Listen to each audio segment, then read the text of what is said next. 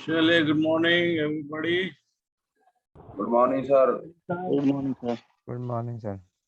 Morning शैली। अभी कितने लोग आए आप लोग? 11 लोग आए। कितने बाकी हैं? 11। चलिए तब तक एक वीडियो देख लेते हैं 10-15 मिनट का, उसके बाद फिर क्लास स्टार्ट करते हैं। तब तक आपके बाकी साथी भी ज्वाइन कर जाएंगे।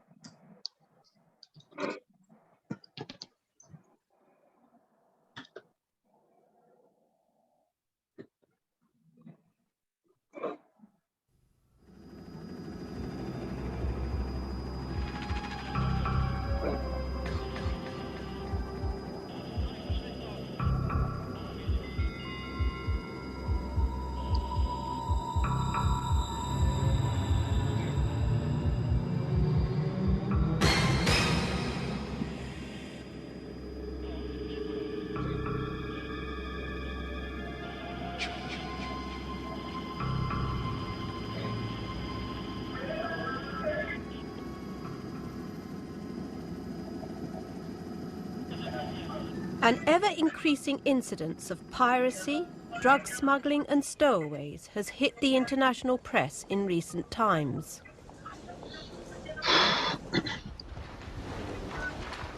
Thank you. A cross-reference to... Governments, as well as international organisations concerned with the safety of merchant shipping, are urgently turning their attention to finding the right and effective security measures at sea. 13.4 to 13.7. Shipowner organisations, independent security experts and specialist security firms now provide guidance and training in protective action at sea to try to reduce the threat against the safety of merchant seamen, as well as the losses incurred by shipping companies. Talking about that form of approach, we're going to have warning about that approach, and the only way we're doing it to do that is I think, by technical means. I think it has to be, because I say, once he gets on board, it's too late, isn't it?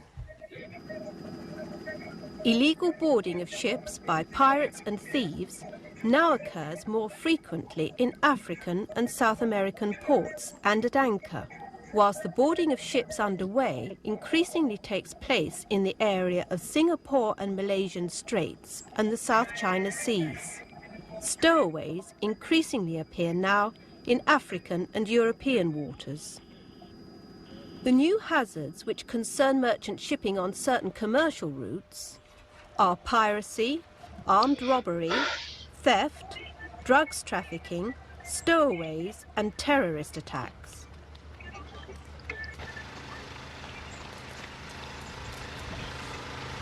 Sometimes one crime leads to another, Good morning, such sir. as stowaways, Morning. who buy their passage illegally from a member of the crew, then engage in theft.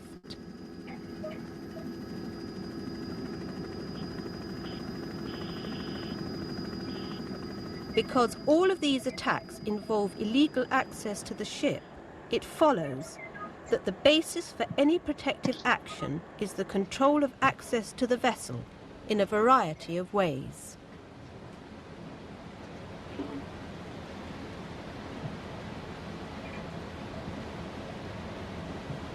Merchant shipping is not in the business of combat, and the protective measures which it is possible to implement on board ship cannot be the answer to these hazards. But effective measures can still be taken by both the shipping company and the master of each ship to reduce the risk of being attacked. One measure alone may not work effectively, but onion layers of several techniques can be used as a deterrent. Dealt with in a lax manner. They come on and they wander around the ship. Companies can help themselves by scheduling ships to enter or leave port in hazardous areas during daylight hours. They can also restrict the flow of routing schedules, keeping the knowledge of actual destination to a limited number of people, depriving the thief and pirate of useful information. Meine Herren, wir haben schon wieder eine Meldung bekommen. On-board safety and security, on the other hand, is the responsibility of the master of each ship. He knows his vessel and he knows the equipment at his disposal. He also knows the limitations of each protective measure that can be taken on board against illegal attacks. He may do it himself, or he may appoint an officer to take responsibility for devising a protective plan suited to the ship and the size of the crew.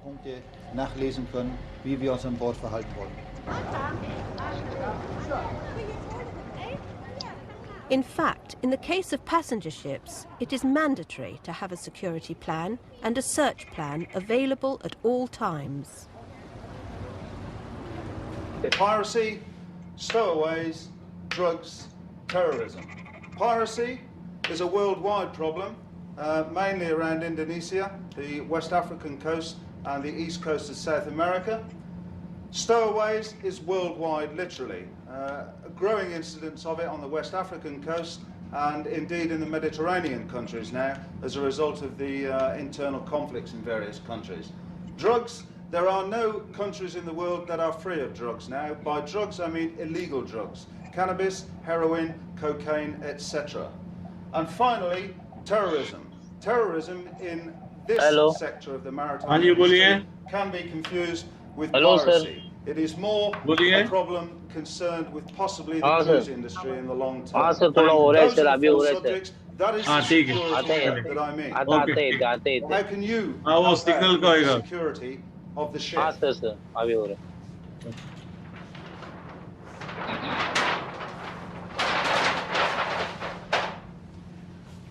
The ship security plan.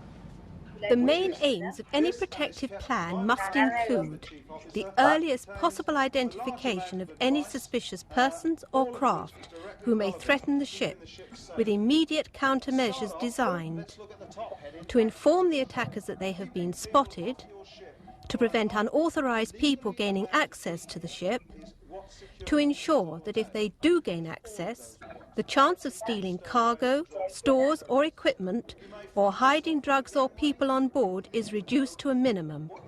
Active resistance can make things worse.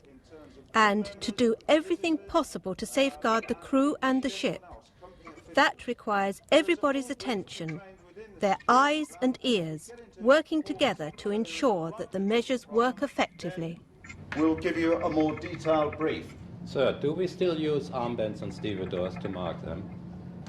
We still do need to identify our stevedores, of course, to prevent them remaining on board after the working day is finished. This, of course, is the old stevedore armband. The problem with this one is that the recipient can then come on board and then take it off his arm, drop it over the side to someone else while he goes away and hides and becomes a stowaway, and it can go on and on. A far better alternative is to use one of these non-removable tags, and there are thousands of these available on the market. Each one is individually numbered, the numbers are recorded at the gangway, and they can be worn on the wrist or indeed on the ankle. Once they are put together, then it is impossible to get them off without cutting them off. There are a number of effective measures that can be taken, and the most suitable package of measures should be included in each ship's protection plan. All right, this is the most important access point on the ship, the gangway. Whoever is stationed here must make sure he understands his job. Some of these simply require organisation and planning. Others, the purchase and fitting of specialist equipment. They all need strict implementation and regular review. In addition to controlling access to the ship, the primary objective, other routine measures often make the task of the thieves and pirates more difficult. Each type of ship will be vulnerable in different ways. Ships with low freeboard, for instance, will be more accessible to illegal boarding at sea than ones with high freeboard. So the variety of protective measures which can be implemented on board ship will be matched to the ship's vulnerability by the master.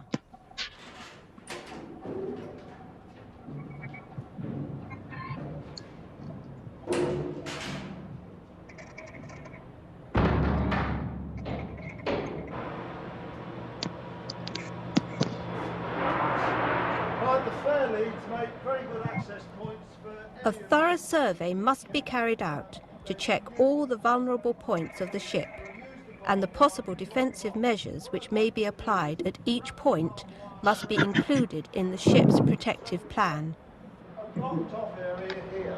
Then along behind you, along the rail there, we'll loop it round all the way along to prevent anyone coming over and having to cross the car.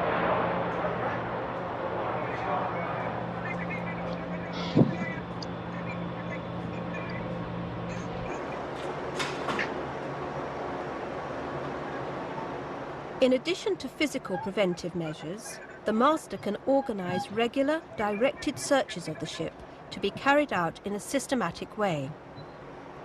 These searches are equally effective against stowaways as well as illegally transported drugs. They should be carried out every time prior to leaving port.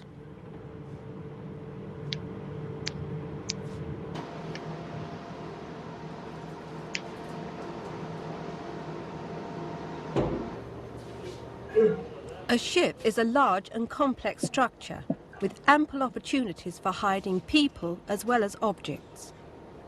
Sometimes an act of acute observation for the abnormal is more effective than hours of meticulous searching in tracking down illegal goods or stowaways. If stowaways are found, it is advisable to listen to their stories to gauge their state of mind and the severity of their reasons for being there. This has a bearing on the way they may be treated by the shoreside authorities when the ship eventually reaches port. This could be a costly affair for the ship. In any event, stowaways should be kept secure to prevent them committing further crimes. They should be treated with a degree of severity which is compatible with humane standards. Meanwhile, the ship should contact the next port and the agent with as much information as possible. Stay here, complete the search. Follow me.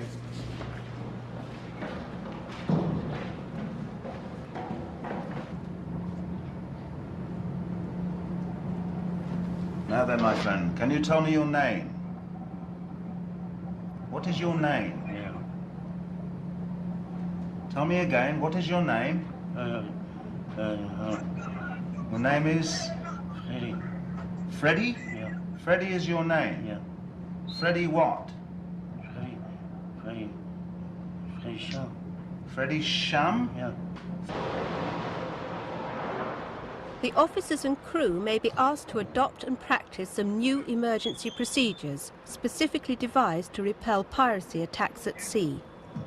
This will involve practical measures such as fitting and operating fire hoses, increased radar searches at night, including using a small yacht radar astern, laying out additional lighting, razor wire, doubling the watch, closing off all access points to the ship, monitoring radio traffic in the immediate area, and setting up agreed procedures for sending out details of an attack to shipping and shore authorities, or distress signals during an attack.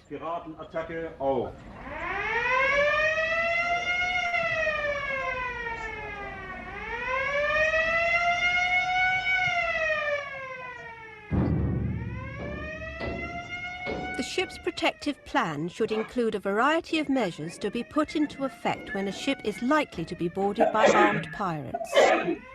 These may involve sealing all entry points to the ship's accommodation, cargo and engine room, checking that all crew members are inside safe areas, such as the bridge,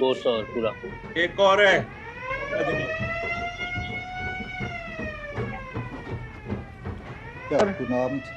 Wir haben Generalalarm gegeben, weil wir unter dem Eindruck stehen, dass uns Piraten überfallen wollen. Bitte Sie, Ruhe zu bewahren, die Umgebung zu beobachten, alles verschlossen zu halten. Wir lassen alles dicht, aber wir leisten keinen Widerstand. and informing the shore authorities and nearby shipping that an attack is taking place. Immediate information should be sent to shipping in the area. the rescue coordinating centres, company's head office and the shore authorities. As soon as possible after the attack, the flag state, the IMO and the ISF should also be informed with as much detail as possible. Every incident of illegal entry is different. All provide some important lessons about protective measures for all masters, officers and crew. The common features which will apply in most cases are alertness and vigilance, observation of the unusual, reporting any suspicions, putting in place and practicing a set of protective measures for all possible illegal entries, whether in port, at anchor or at sea. Ultimate responsibility for the ship's safety and that of the officers and crew rests with the master. But it is the actual responsibility of everyone on board to ensure that they carry out all the safety measures in force at any given time or place, and that they do not do anything which may endanger the lives of anyone on board, including their own. No one is required to be a hero in the fight against crime. Only a combined effort by governments will eventually rid the shipping world of this dangerous curse.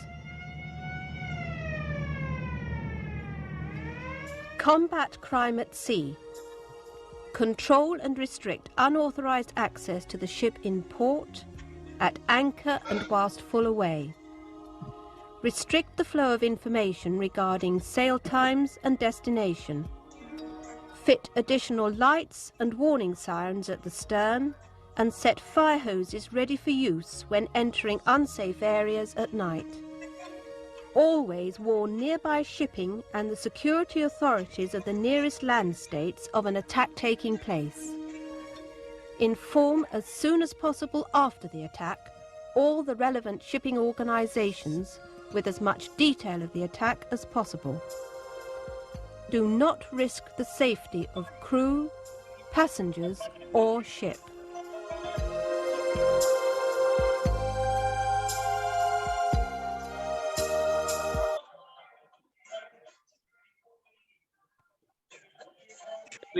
This was regarding security threats that we face on ships.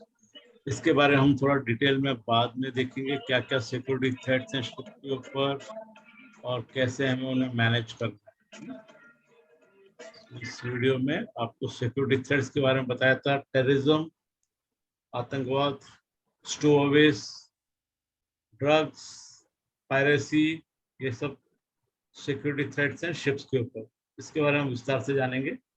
कल हम लोग शाम के time में, शाम तो नहीं दोपहर में, एक वीडियो देख रहे थे स्पेस सेफ्टी ट्रेनिंग, और उसमें हमने देखा कि शिप के ऊपर सिक्योरिटी इक्विपमेंट्स कैरी की जाती।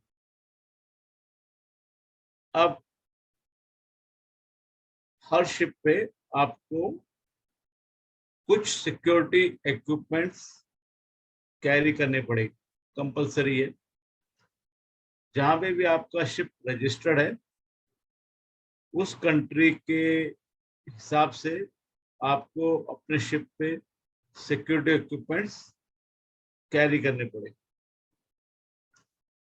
अब क्योंकि हम इंडिया में हैं और हम में से इंडियन शिपिंग में जाएंगे, shipping corporation of India, great eastern, SR,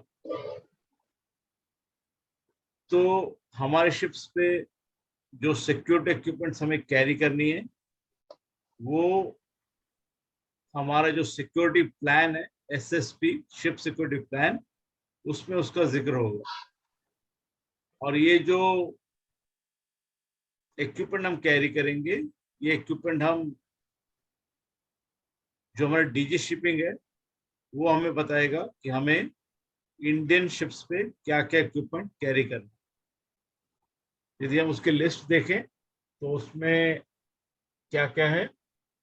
list में है सबसे पहले जनरल अलार्म, यानी कि आपने देखा अलार्म बजता है, जैसे कि इमरजेंसी के दौरान बजता है, ऐसे एक अलार्म शिप पे होना चाहिए, ताकि अगर हमारे शिप पे कोई भी इमरजेंसी हो सिक्योरिटी को लेके, तो हम उस अलार्म को बजाएंगे तो सब जगह पूरे जहाज में उसकी इंफॉर्मेशन आएगी। फिर हाई बीम टॉर्च, कल हमने देखा मूवी में भी, एक टॉर्च चाहिए बहुत, जिसका कि बहुत दूर तक उसकी रोशनी जाती हो, हाई बीम बहुत दूर तक, ताकि अंधेरे में हम अच्छी तरह से देख पाए। वो कैरी करना कंपल्सरी है। कितना है, जो जो शिप इंटरनेशनल वॉयज पे है उसमें 2 चाहिए। फिर है बैटन्स, बैटन पुलिस थोड़ा एक डंडा लेके घूमती है, वो भी आपके पास होना चाहिए किसी को डराने के लिए। तो आपका एक छोटा डंडा होना चाहिए, बैटन बोलते हैं, वो भी 2 होने चाहिए शिप के ऊपर। फिर जो फोटो आईडी फॉर क्रू, जो क्रू है, जितना भी क्रू है जहाज के ऊपर, उन सब के लिए एक फोटो आईडी होना चाहिए। आपका अलग से फोटो आईडी बनना चाहिए, उसको आप हमेशा साथ में कैरी करोगे। फिर है फ्लड लाइट, आपके शिप पे जगह जगह पे बड़ी बड़ी लाइट्स होनी चाहिए, तो हम फ्लड लाइट्स बोलते हैं। इनकी रोशनी बहुत ज्यादा आती है रात के टाइम। जहाज पे अच्छी रोशनी होनी चाहिए, ताकि आप किसी को सस्पिशियस पर्सन को आसानी से पकड़ सकें, कोई छिप ना सके आपके जहाज के ऊपर। तो एडिशनल लाइट्स होनी चाहिए, उनको फ्लड लाइट्स बोलते हैं। जैसे आपने देखा होगा हाईवे वगैरह पे लगी रहती हैं बड़ी बड़ी लाइट्स, आपके जो स्टेडियम में लगती है। क्रिकेट मैच अभी आईपीएल शुरू होने वाला कल से, डे नाइट, तो उसमें जो बड़ी बड़ी लाइट्स लगती है उनको फ्लड लाइट्स कहा जाता है। तो ऐसी पावरफुल लाइट्स हमारे शिप पे भी होनी चाहिए, ताकि हमें सब अच्छी तरह से साफ साफ दिखे। वॉकी टॉकीज होने चाहिए 4 नंबर। वॉकी टॉकीज का इस्तेमाल हम करेंगे कम्युनिकेशन के लिए, एक दूसरे से कम्युनिकेट करने के लिए वॉकी टॉकी का इस्तेमाल करते हैं। कोई बंदा गया डेक पे राउंड मारने, उससे कुछ सस्पिशियस आइटम नजर आया, तो वॉकी टॉकी पे जहाज के शिप का जो सिक्योरिटी अफसर उसको बता सकता है। या फिर आप गैंगवे पे हैं और कोई बाहर से आदमी आया, आप उसको अंदर नहीं जाने दे रहे क्योंकि उसका आईडी नहीं है, और वो बोल रहा है कि मुझे जाना है, तो आप बोलेंगे आप रुकिए, मैं अपने ऑफिसर को बुलाता हूँ, तो आप उसमें वॉकी टॉकी में बुला सकते हैं। तो वॉकी टॉकीज 4 होने चाहिए। और ये जो 4 वॉकी टॉकीज हैं, ये सिर्फ और सिर्फ सिक्योरिटी के लिए इस्तेमाल किए जाने चाहिए। अलग से इनको रखिए, आप अलग से चार्ज कीजिए, अलग से मेंटेन कीजिए। विसिल होनी चाहिए। विसिल आपने देखा होगा, सिक्योरिटी वालों को एक विसिल होती है अटेंशन अट्रैक्ट करने के लिए, है ना। तो एक विसिल भी होनी चाहिए। कितनी होनी चाहिए जहाज में? 4 विसिल होनी चाहिए। फिर डॉग लेग मिरर, ऐसा मिरर जो आगे से टेढ़ा है, जिसको कि आप किसी भी एरिया में डाल के चेक कर सकते हैं कि साफ साफ है कि नहीं। जैसे हमारे गाड़ियों के नीचे जब हम मॉल में जाते हैं, तो हमारी गाड़ी के नीचे वो एक मिरर घुमाता है, उसको डॉग लेग मिरर कहते हैं। फिर handle metal detector, 2 number detector चाहिए, मेटल डिटेक्टर। जैसे कि आप एयरपोर्ट पे जाते हैं तो आपको चेक किया जाता है मेटल डिटेक्टर के साथ, वैसे ही आपको यहाँ पे भी किया जाएगा। शिप के ऊपर जब भी कोई आता है तो उसे हमें मेटल डिटेक्टर से चेक करना है। केबल टाइस हैं जो कि इलेक्ट्रिक की केबल से उनको बांधने में काम आती है, केबल टाइस। अब केबल टाइस का गलत भी इस्तेमाल किया जा सकता है, किसी को बांधने के भी किया सकता है। कल मैं कौन सा मूवी देख रहा था, एक मूवी देख रहा था मैं, जिसमें बच्चों को किडनैप कर लेती है यामी गौतम, और फिर उनको केबल टाइस से बांधती है। जो भी एक उसका एक वो रहता है, ड्राइवर रहता है, और एक और रहता है मेड, उसको केबल टाई से बांध, केबल टाई तोड़ना मुश्किल हो जाता है। केबल टाई का इस्तेमाल हम करेंगे जो भी हमारे शिप पे एरिया से जहाँ हम किसी को जाने नहीं देंगे, वहां पर केबल टाई लगा देते हैं। तो इसको अगर आप काटोगे तो पता चल जाएगा। इसको आप खोल नहीं सकते। एक बार आपने इसको लॉक कर दिया, पतली सी वायर होती है, उसके अगर आपने लॉक कर दिया तो वो लॉक ही रहती है, आप उसको खोल नहीं सकते। आप उसको काट सकते हो बट खोल नहीं सकते, काटोगे तो पता चल जाएगा। तो केबल टाइस होनी चाहिए जहाज के ऊपर। Different code colour passes for visitor, जो भी जहाज में विजिटर आता है उसको आप एक पास दोगे, विजिटर पास, तो वो भी अच्छे खासे होने चाहिए, नंबर के साथ होने चाहिए। फिर है नाइट विजन बाइनोकुलर्स, रात में आपको लुकआउट की जरूरत पड़ेगी। रात को आपको देखना है कि बाहर कोई बोट तो नहीं हमारे शिप की तरफ आ रही। तो रात में जो नॉर्मल बाइनोकुलर है उससे आपको अच्छी तरह से दिखेगा नहीं, नाइट विजन बाइनोकुलर। ज्यादातर आपने देखा होगा फिल्मों में कि जब बॉर्डर की लड़ाई वड़ाई होती है, इंडिया पाकिस्तान बॉर्डर पे, लोग नाइट विजन बाइनोकुलर का इस्तेमाल करते हैं ताकि उनको अंधेरे में भी दिखे कोई क्रॉस कर रहा है पाकिस्तान से इंडिया में, तो रात को भी देख सकते हैं उस बाइनोकुलर के जरिए। इसी तरह से बाइनोकुलर हमारे शिप पे भी दिए जाने चाहिए। एक बाइनोकुलर होना चाहिए शिप के ऊपर ऐसा। इसके अलावा जो सीसीटीवी कैमरा है शिप्स के ऊपर इंस्टॉल किए जाएंगे, वो भी एक सिक्योरिटी इक्विपमेंट है। उसकी रिक्वायरमेंट नहीं है, ये एडिशनल रिक्वायरमेंट। जो मैंने अभी पढ़ा ये कंपलसरी है। यदि आप इंडियन फ्लैगशिप पे काम करते हो तो ये जो इक्विपमेंट मैंने आपको बताई अभी तक, वो सब कंपलसरी है, मैंडेटरी है, हर जहाज पे आपको मिलेगी। लेकिन आपका जो जहाज का मालिक है उसको लगता है कि ये इक्विपमेंट पूरी नहीं है, मुझे और एक्स्ट्रा देनी चाहिए क्रू के लिए, दे सकता है। इतनी तो देगा ही, ये मैंडेटरी है। इसके अलावा भी दे सकता है। इसके अलावा क्या दे सकता है? सीसीटीवी कैमरास लगा सकते हो जगह जगह पे। अभी तो हमारे जहाजों में हर जगह सीसीटीवी कैमरे लगे हुए। हम वॉच करते हैं, वो पूरा वहां बैठ के वो अपने मोबाइल पे चेक करते थे क्या चल रहा है जहाज। इंजन रूम में कैमरा लग गया, जहां से लोग आते जाते हैं गैंगवे, वहां पे कैमरा लगे हुए। और ये कैमरे का एक्सेस सीधा ऑफिस में भी है। ऑफिस वाले भी सीधा मोबाइल पे चेक कर सकते हैं ना। कई बार आपने देखा होगा कि लोग अपने घरों में सीसीटीवी कैमरा लगाया हुआ है और फिर दूर बैठ के चेक करते हैं। जब गाँव जाते हैं चेक करते हैं कि हमारा घर ठीक ठाक है कि नहीं। टेक्नोलॉजी इतनी एडवांस हो गई है, आप मोबाइल में चेक कर सकते हैं कि आपके घर के कोई अंदर आया तो सब सेफ है कि नहीं। तो सीसीटीवी कैमरास आप लगा सकते हैं अलग अलग लोकेशंस पे शिप्स के ऊपर, वो भी एक सिक्योरिटी इक्विपमेंट है। फिर एक्सरे मशीन। अभी कई जहाजों पे हमने देखा कि जो भी सामान लेके शिप पे आता है उसको हम एक एक्सरे मशीन के थ्रू पास करते हैं, जो कि आपने एयरपोर्ट पे देखी होगी। तो ये मशीन बहुत कीमती होती है, इसको इंस्टॉल करना इतना आसान नहीं है। बट कुछ ओनर्स हैं, शिप के मालिक हैं, उनको लगता है कि सिक्योरिटी के लिए जरूरी है तो वो देते हैं। हर कोई नहीं देगा। यदि आप किसी चाइनीज ओनर के साथ काम कर रहे हो, इंडियन ओनर के साथ काम कर रहे हो, तो ये सब नहीं देगा। यदि आप किसी यूरोपियन ओनर के साथ काम कर रहे हो, अमेरिकन ओनर के साथ काम कर रहे हो, तो वो पक्का देंगे। उनको सिक्योरिटी की अहमियत हमसे ज्यादा पता है। पैसा भी इन्वॉल्व होता है, हर कोई इतना इन्वेस्ट करना नहीं चाहता। एक्सरे मशीन वो भी एक सिक्योरिटी इक्विपमेंट है। आपका ताला, लॉक, वो भी एक सिक्योरिटी इक्विपमेंट है। कि लॉक आप आपके स्टोर्स में लगाओगे, बाकी एरियाज में लगाओगे, तो वो भी एक सिक्योरिटी इक्विपमेंट आ गया। तो ये लिस्ट बहुत बड़ी है सिक्योरिटी इक्विपमेंट्स की। फिर बुलेट प्रूफ जैकेट्स। जब आप पायरेसी एरिया में होते हैं तो जो भी ऑफिसर्स ब्रिज के ऊपर होते हैं उनको बुलेट प्रूफ जैकेट पहनना चाहिए, क्योंकि जो ये समुद्री डाकू हैं, पायरेट्स हैं, ये अंधाधुंध गोली मारते हैं। AK-47 लेके आते हैं और मारते रहते हैं। उनमें से कोई गोली आपको लग सकती है, तो आपको बुलेट प्रूफ जैकेट भी शिप पे दिए जाएंगे।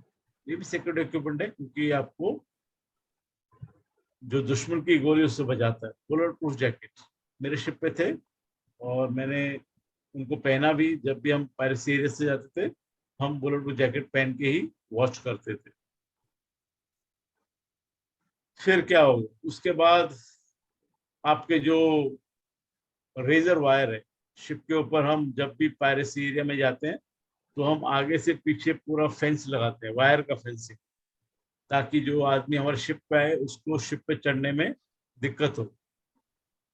तो ये जो रेजर वायर है बहुत ही शार्प होती है, जो हमारे इंडिया पाकिस्तान बॉर्डर पर लगी हुई है। बहुत शार्प वायर है, यदि आपका हाथ इसके कांटेक्ट में आ जाए तो हाथ कट सकता है। इसलिए इसका नाम रेजर वायर रखा है। बहुत शार्प वायर।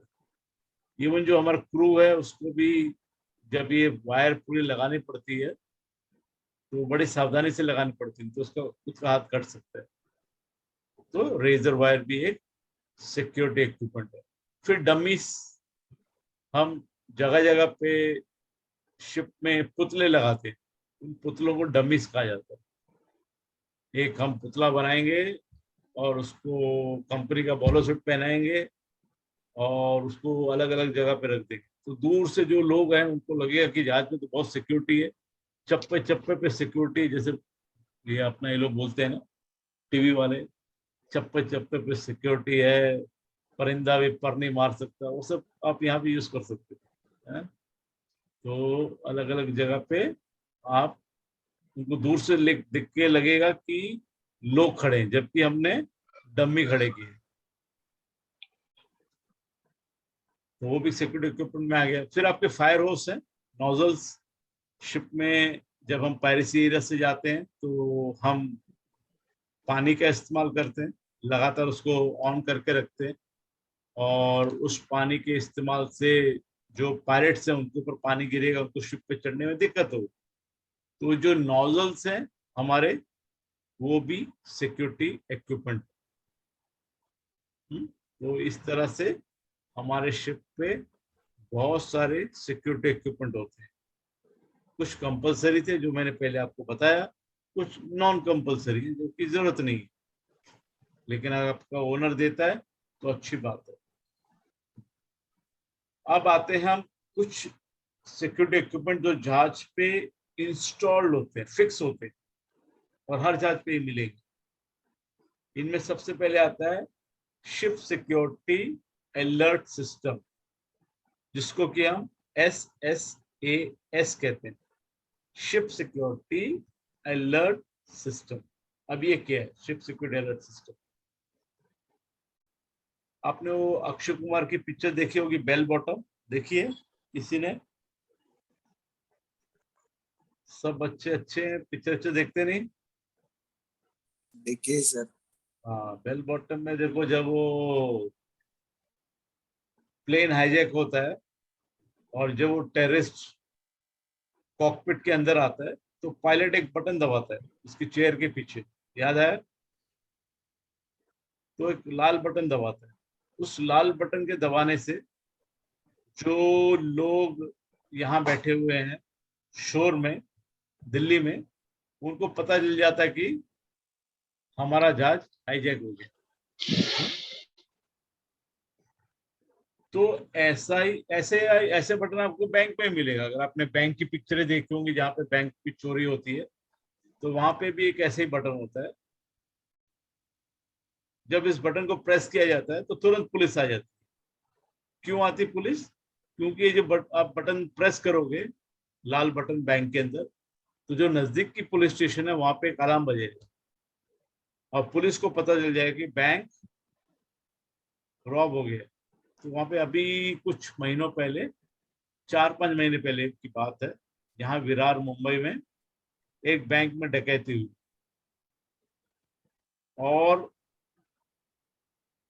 किसने करी? बैंक वालों ने करी। कोई होगा बैंक में कैशियर, उसने मैनेजर को मारा, चाकू को मार के घायल कर दिया उसको। उसके बाद जो डेप्यूटी मैनेजर था, लेडी थी, उसको भी मारा। बट वो लेडी थोड़ी उसमें जान थी, उसने हिम्मत करके वो बटन प्रेस किया, और बटन प्रेस करने के बाद तुरंत पुलिस आई, और जो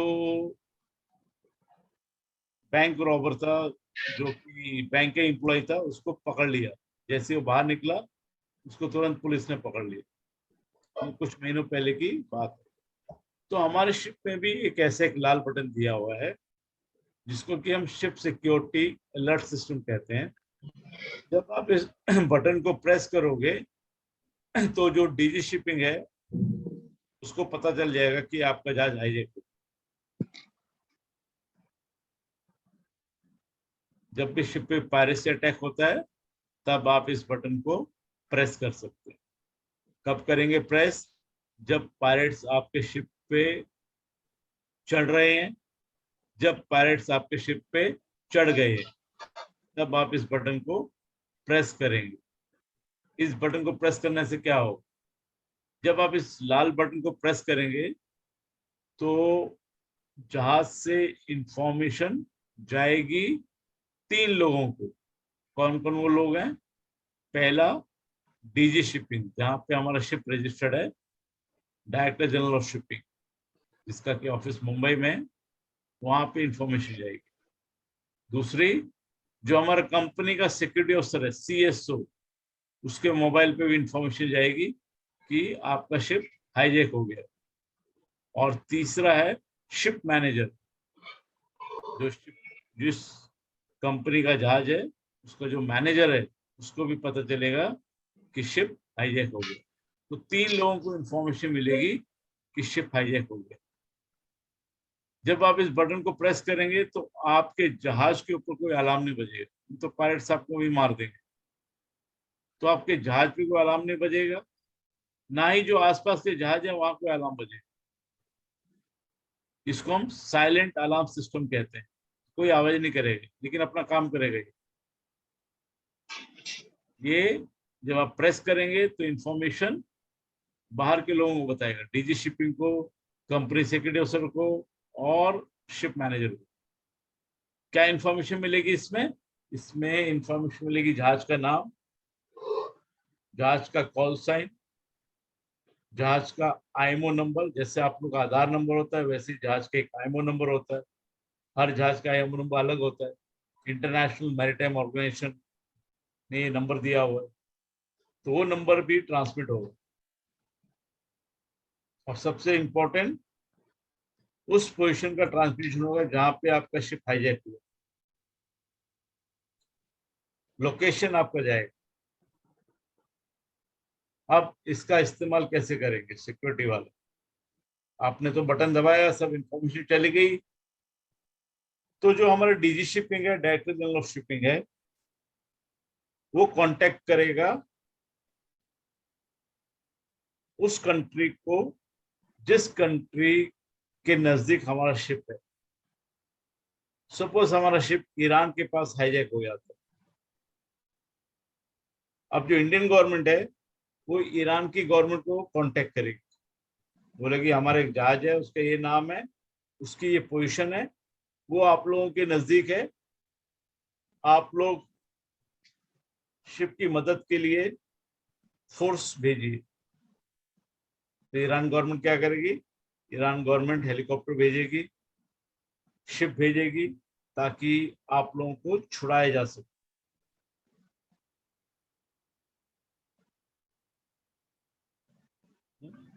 तो इस तरह से ये शिप सिक्योरिटी अलर्ट सिस्टम काम करता है।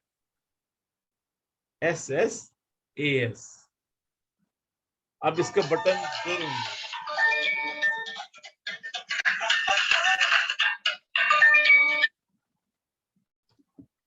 इसके 2 बटन होते हैं शिप के ऊपर।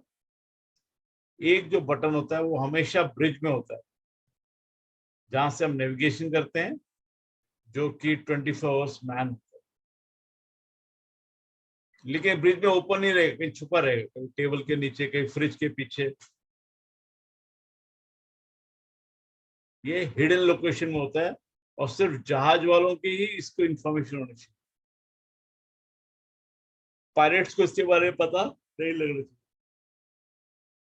दूसरा जो इसका लोकेशन है इस अलार्म का, वो कहीं भी हो सकता है जहाज के ऊपर।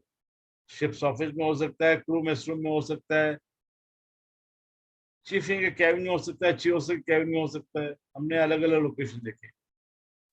आपको दोनों बटन की लोकेशन के बारे में पता होना चाहिए, ताकि इमरजेंसी में यदि कोई और अवेलेबल नहीं है तो आप इन बटन्स को प्रेस करके जो शोर में लोग हैं उनको बता सकते हैं कि हमारा जहाज हाईजैक हो गया है, ये हमारी पोजीशन है। सब इंफॉर्मेशन आप भेज सकते हैं। Clear everybody? Ship security alert system, SSAS कहा जाता है। अब हम कुछ 3 मिनट का वीडियो देख लेते हैं इसके ऊपर। शिप सिक्योरिटी अलर्ट सिस्टम क्या है, कैसे काम करता है, क्या इसके रिक्वायरमेंट है, उस पर एक वीडियो देख लेते हैं।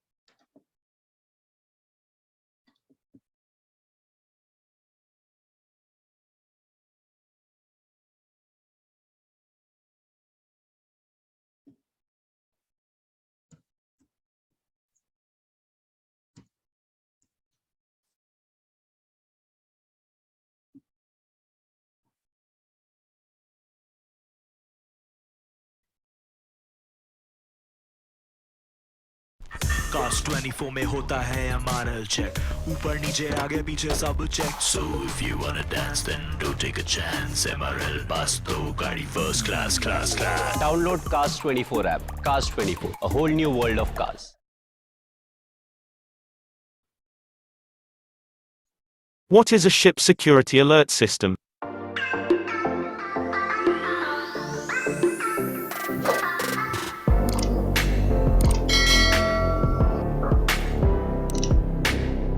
After the 9/11 attacks, the International Maritime Organization requires every ship above 500 gross tons sailing the world's oceans to have a ship security alert system or SSAS to enhance security.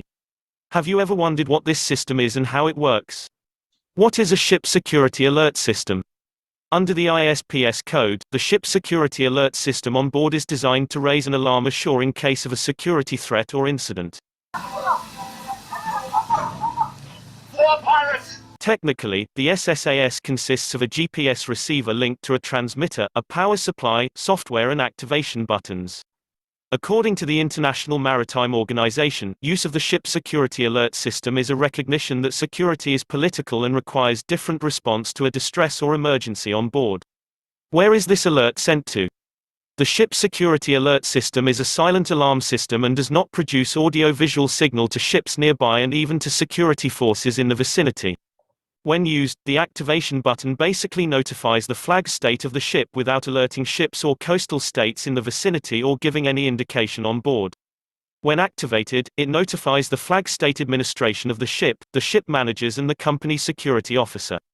As soon as the flag state is informed, it is obliged to immediately notify the states and the international security centers in the vicinity of the ship's location. Then, local state authorities will deploy anti-piracy forces to deal with the menace. What information does the SSAS provide? Upon activated, the ship security alert system sends the following details to the administration. Name and IMO number of the ship, the call sign of the ship's position through Global Navigation Satellite System, date and time of the alert, and Maritime Mobile Service identity. Where can we find an SSAS on board?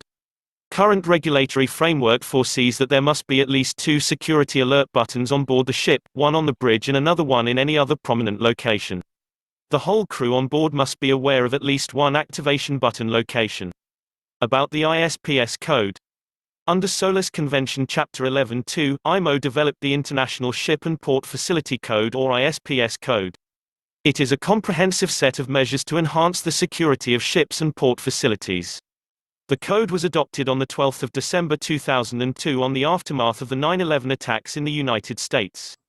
ISPS code came into force on 1 July 2004. The code is applicable to all vessels over 500 gross tons operating on international trades, as well as the ports that service them.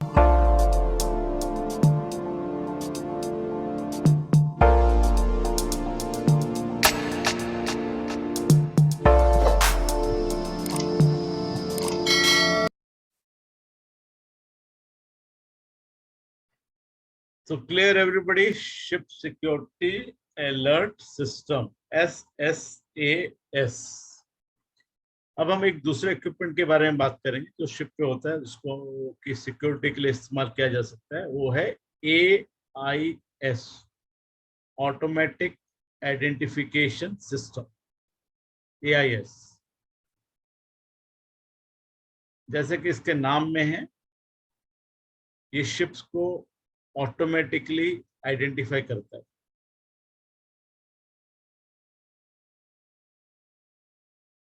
अब आप एक ship पे हैं और आपके आसपास बहुत सारे शिप्स, उन शिप्स की इंफॉर्मेशन आपको एक रिसीवर पे मिल जाएगी। क्या इंफॉर्मेशन मिलेगी? जो सामने जहाज है उसकी लोकेशन मिलेगी, कहाँ पे है वो, कितनी दूर है, क्या कर रहा है, क्या उसकी स्पीड है, कितनी देर में वो हमारे नजदीक पहुंचेगा, किस पोर्ट से आ रहा है, किस पोर्ट पे जा रहा है, उस पे कितने लोग हैं, जहाज की लेंथ कितनी है, जहाज की ब्रेथ कितनी है। ये सब इंफॉर्मेशन हम लोगों को अपने शिप पे बैठे बैठे मिल जाएगी। इसी तरह से जो हमारी शिप की इंफॉर्मेशन है वो बाकी लोग को मिलेगी। हमारे शिप का नाम क्या है, क्या उसका कॉल साइन है, कहाँ से है, कहाँ जा रहा है, क्या कार्गो है, कितने लोग हैं, तो उसे जानकर इंफॉर्मेशन मिलेगी।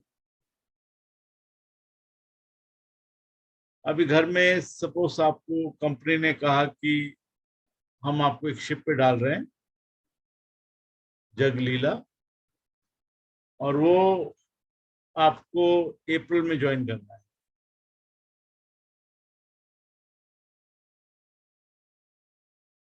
तो आप क्या करेंगे, आप नेट पे जाइए, जगलीला डालिए और उसकी पोजीशन डालिए, जगलीला नाम डालिए बस।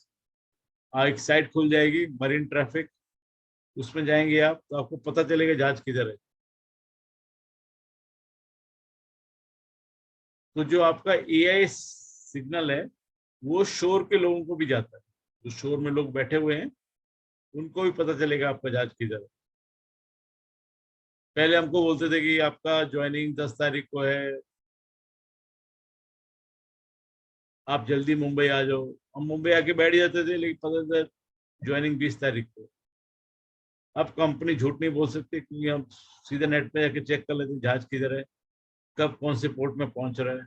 हम बोले नेट तो दिखा रहा है 20 तारीख को सिंगापुर पहुंच रहा है, आप क्यों हमें 10 दिन पहले बुला रहे हो। तो ये कैसे पॉसिबल हुआ, एआई के जरिए। शिप के ऊपर एआई लगा हुआ है, वो लगातार आपकी पोजीशन ट्रांसमिट करता रहता है आप किधर हो, और जो शोर में लोग बैठे हैं उनको पता चल जाता है, जो आसपास जहाज है उनको पता चल जाता है। अब सिक्योरिटी के लिए इसका कहाँ इस्तेमाल होता है।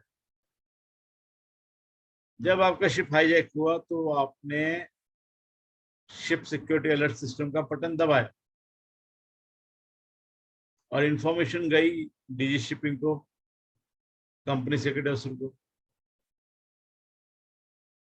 डीजी शिपिंग ने ईरान की नेवी को कांटेक्ट किया, वहां से अभी शिप चल पड़ा है आपकी हेल्प के लिए।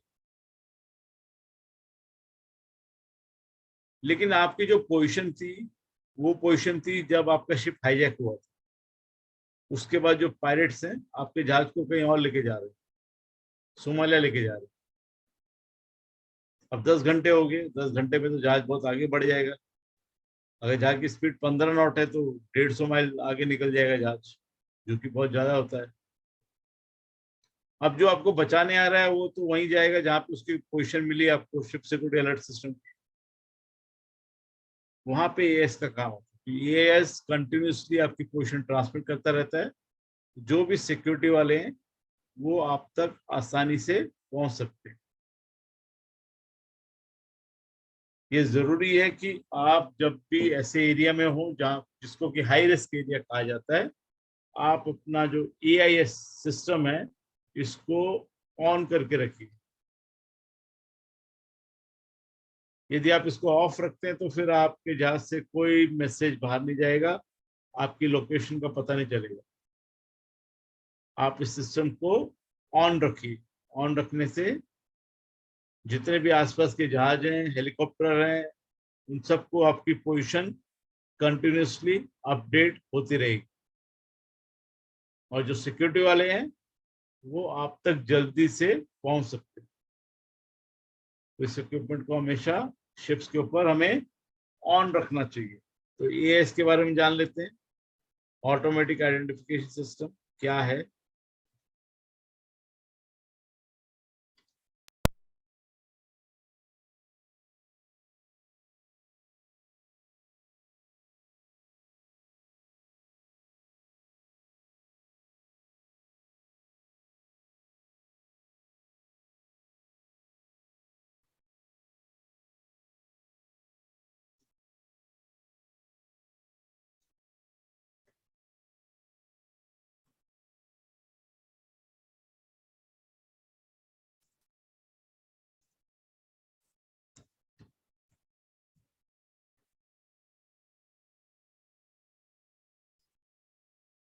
Hey guys, I have a question for you.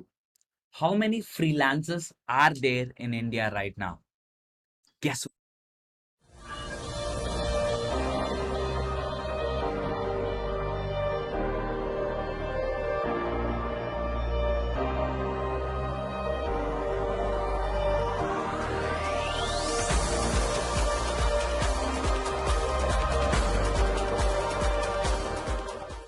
section should give a short introduction to the AIS system, display of information, and available options. The Automatic Identification System, abbreviated AIS, is a transponder system designed for the exchange of information between ships and between ship and shore stations. Information may also be exchanged between ships and AIS-equipped aircrafts.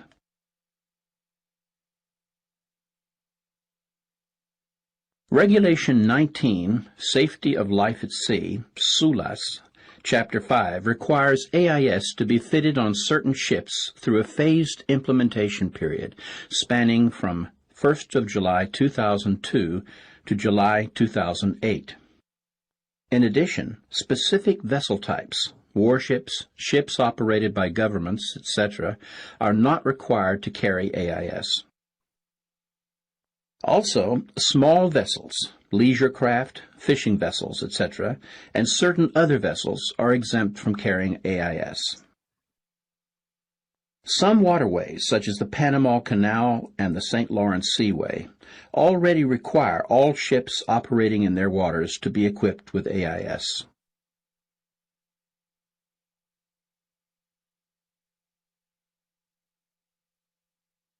Users of AIS should always bear in mind that information provided by AIS may not give a complete picture of the shipping traffic in their vicinity.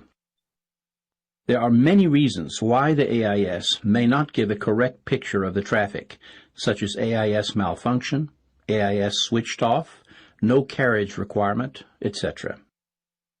This is why AIS is not an equipment that is included as part of the collision regulations in other ways than by all means. AIS is intended to enhance safety of life at sea, safety and efficiency of navigation, and protection of the marine environment. The purpose of AIS is to help identify vessels, assist in target tracking, simplify information exchange, and provide additional information to boost situation awareness.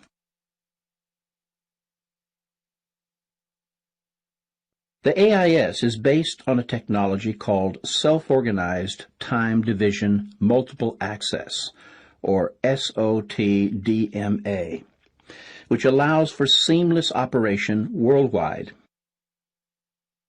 This concept basically utilizes known technologies, but combines them in a unique way. The AIS transponder broadcasts provide for the protection of navigational information about the vessel's speed, name, call sign, heading, course and speed over ground, etc. This information is transmitted at short intervals via VHF radio to other ships and/or land-based stations within VHF radio range. If all ships within VHF range are equipped with AIS, the result is that everybody can see everybody.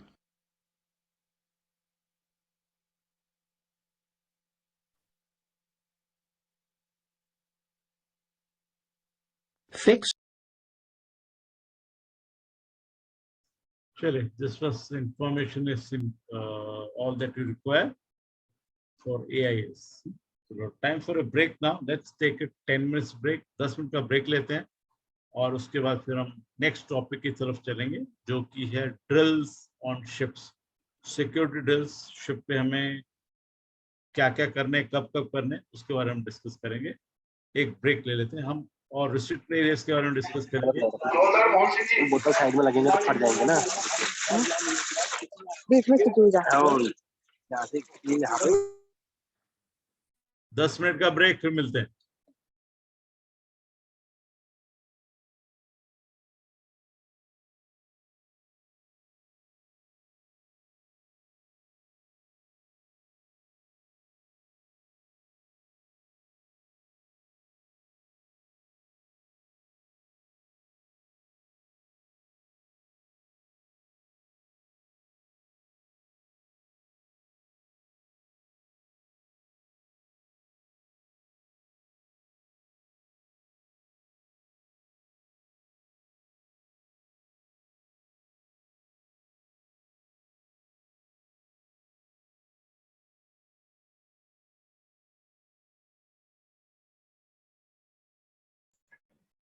जयशेफ O जयशेफ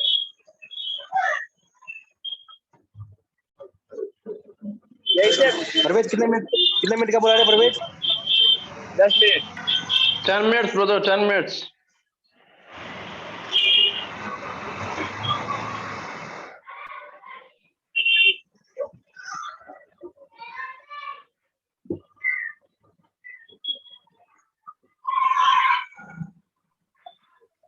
hello Pradeep भैया।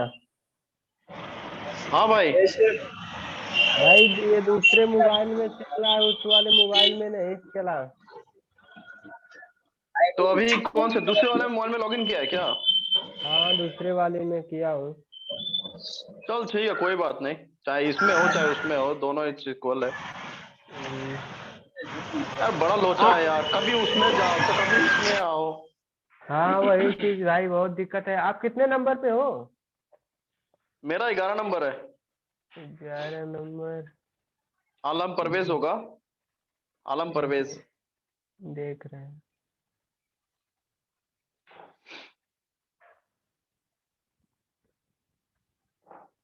आप हमको देख रहे हो? क्या नाम बताया भाई? 15 नंबर सतीश। 15। हाँ आपको, आपका कैमरा बंद है क्या? हाँ कैमरा तो बंद है। लो ऑन कर दिया, अब दिखा? हाँ देखिए। चलो ठीक है, दूसरी वाली मोबाइल से चला, उस वाले मोबाइल से नहीं चल रहा। अरे यार सच में बहुत लोचा है यार। कल एक अलग क्लास किया है, वो बोलता है क्या नाम इस आईडी से नहीं है, अब देन इसके बाद में ये दूसरा आईडी। समझ में नहीं आ रहा इन लोग किस्सा क्या चलता है। वो वाला जब दूसरे वाले बैच में जोड़ा था तो एक लिंक भेजा, उस लिंक अरे से करते रहे 2 आईडी 3 आईडी सब में करते रहे। हाँ सच में यार दयाल, यार परेशान हो गया हूँ मैं इन लोगों से यार। मतलब कितना क्लास करेगा। आज दूसरा क्लास है ना, श्योर है ना तू? हाँ दूसरा दिन है ना? कल। हाँ कल एग्जाम होगा, चिंता मत कर। साले कहीं परसों ना करवा दे तो बड़ा दिक्कत हो जाएगा फिर। कल ना सही में यार, अबे कल एक क्लास किया, दिन आज दूसरा क्लास में, फिर कल तीसरा। पूजा कितने दिन का है, लगभग कितना दिन लगेगा? कल भी क्लास है क्या? वैसे हाँ तो हेलो कल हेलो भाई असेसमेंट नहीं लोग। देगा क्या? हेलो, क्या हुआ? अरे आवाज सुन रहा है जो कोई? 2 ही दिन है ना? नहीं भाई 2.5 days का है, पर ये 3 दिन लगा रखा है। और मेरे ख्याल से तीसरे वाला दिन लास्ट में असिस्टेंट में एग्जाम होगा शायद।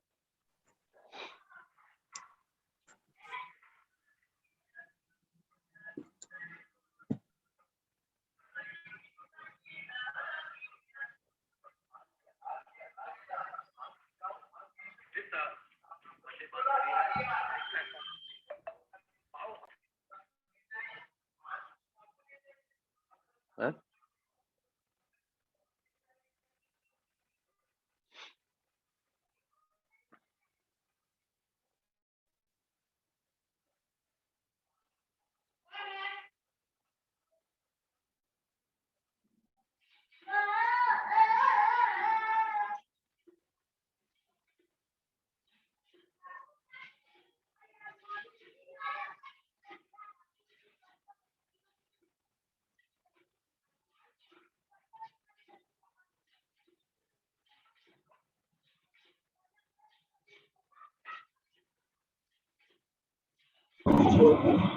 सकाळी लावून टेन्शन घेऊ नका आयुष्याला सध्या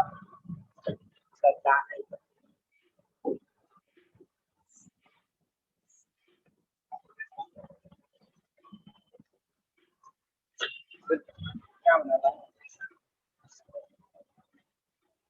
काय माहित बोलतो बिलकुल तसं काय म्हणजे हे नाही रे, याला बरोबर वन साइड याचा बिंदूच केला असं बोलायला लागले आता बरोबर. याला मिडिगला घेतला ना कुठेतरी हिल बिल करतील, मेंदू गेला आई कुठला एक तर दुसऱ्याला येत नाही, एक तर नाही आणि दुसऱ्याला सगळं येतो पण करून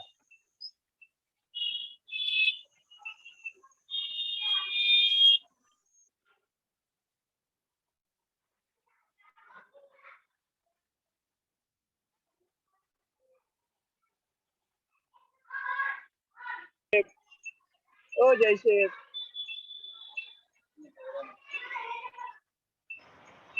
जयशेफ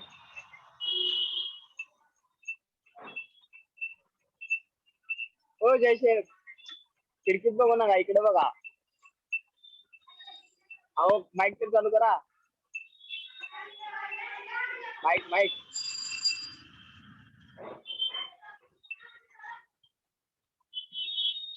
माईक माईक चालू करा ना जयशेफ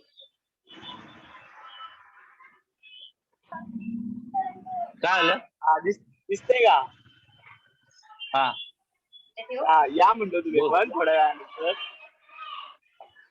तुम्ही जाऊन त्याच्याशी बोलून या ना अहो तुम्ही असल्यावर कसं जरा कम्फर्टेबल वाटतो म्हणून म्हणलं या अरे बाबा तुमची कॉन्फिडन्स मला माहिती आहे ना बाबा जेव्हा तुम्ही जाऊन त्याच्याशी बोला नंतर मी त्याच्याशी बोलतो नाही मी त्याच्याशी बोलतो मी कधी बोलतो मी त्याच्याशी नंतर मी बोलणार आहे नाही भेटत आहे जयशेफ नाही भेटत आहे कामावरती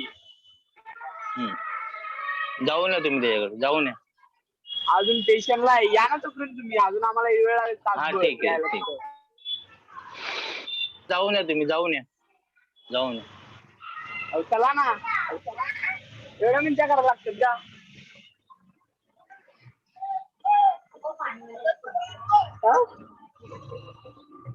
तुम्ही जाऊन या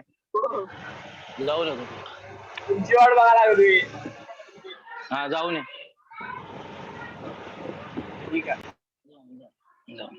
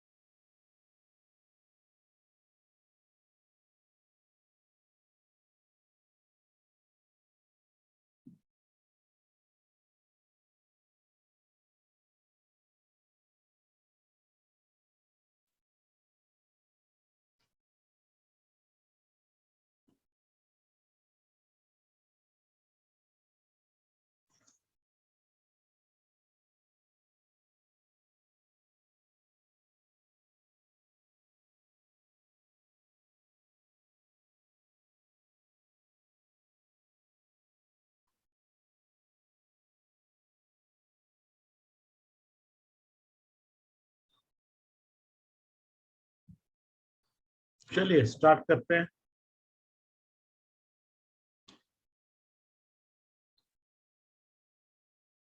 वीडियो ऑन करो सब लोग।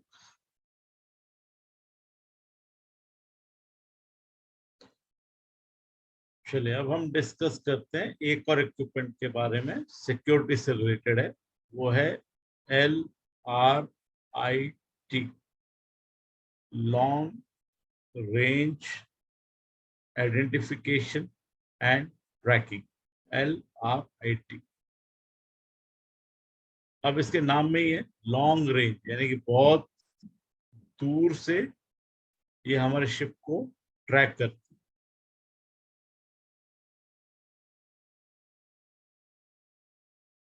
आपके शिप पे एक ऐसी इक्विपमेंट होती है जो कि हर 6 घंटे आपकी पोजीशन ऑटोमेटिकली ट्रांसमिट करती है।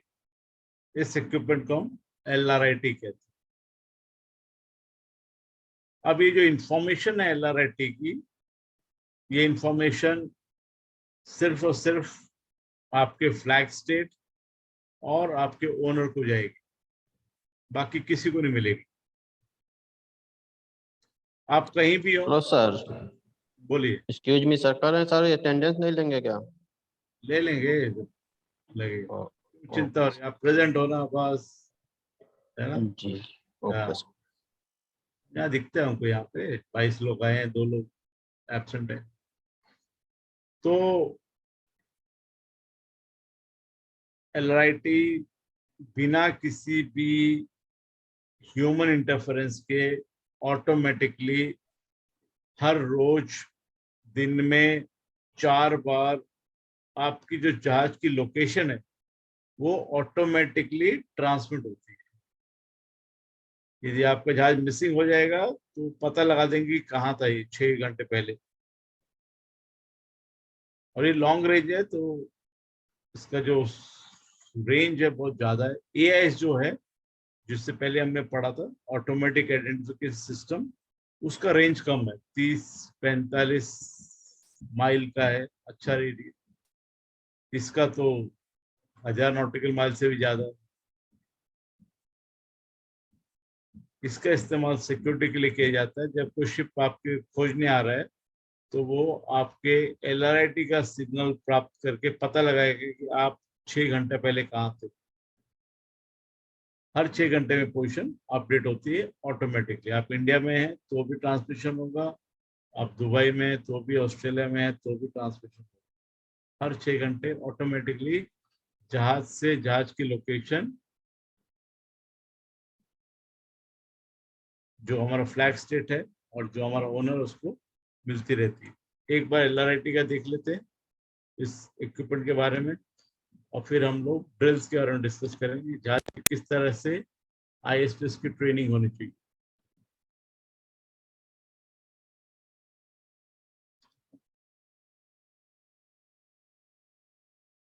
For static information is entered into the AIS during installation. This information need only be changed.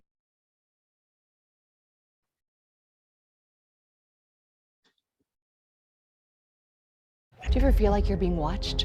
You are. The browser you're using is allowing your behavior to be exploited.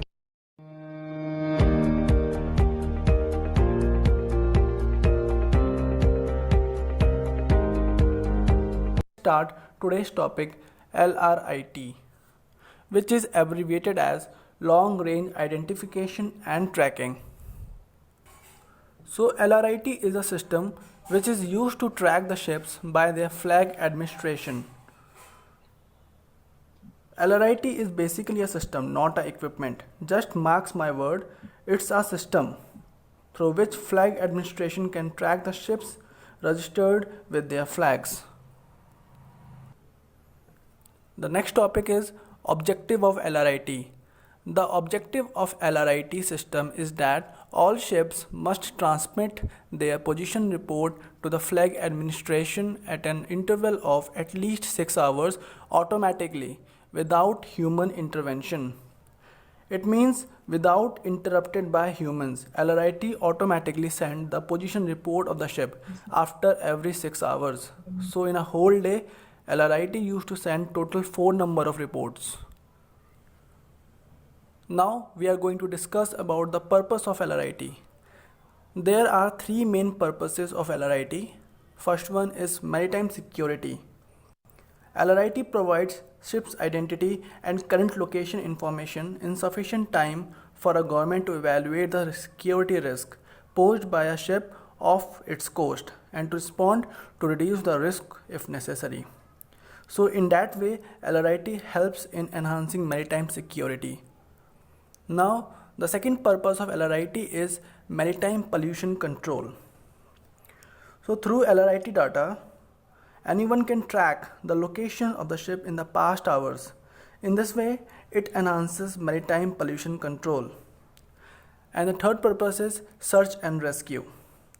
So the explanation is same. LRIT provides the data which can tell the past track of the ship, so through which search and rescue operation can also handled and executed. LRIT is a global system, meaning ships can send their position report to their flag administration from anywhere globally and hence have global communication service, which means LRIT uses satellite system. So LRIT is basically a satellite based system. Now we are going to discuss about the location of LRIT on bridge. In most of the cases, LRIT is integrated in Stsdsd, which is an Inmarsat satellite based GMDSS equipment. So it is quite ineffective in polar regions, that is 76° north and 76° south. Beyond that, LRIT does not work. This is because LRIT is integrated in Stsdsd, and Stsdsd is an Inmarsat system which uses geostationary satellites. So the coverage of geostationary satellite is between 76° north and 76° south. It do not covers the polar region. That's why AIS is required in polar regions instead of LRIT. Now we are going to discuss about the LRIT configuration or LRIT infrastructure. चलिए, इतनी information बहुत है आप लोगों के लिए। LRIT के लिए लॉन्ग रेंज आइडेंटिफिकेशन ट्रैकिंग, इसका यूज सेफ्टी में भी होता है और सिक्योरिटी के लिए, दोनों के लिए होता है। चलिए अब हम इस अपना ध्यान डाइवर्ट करते हैं रिस्ट्रिक्टेड एरियाज के बाद। अब बताइए रिस्ट्रिक्टेड एरियाज क्या होते हैं? What are restricted areas? Anybody?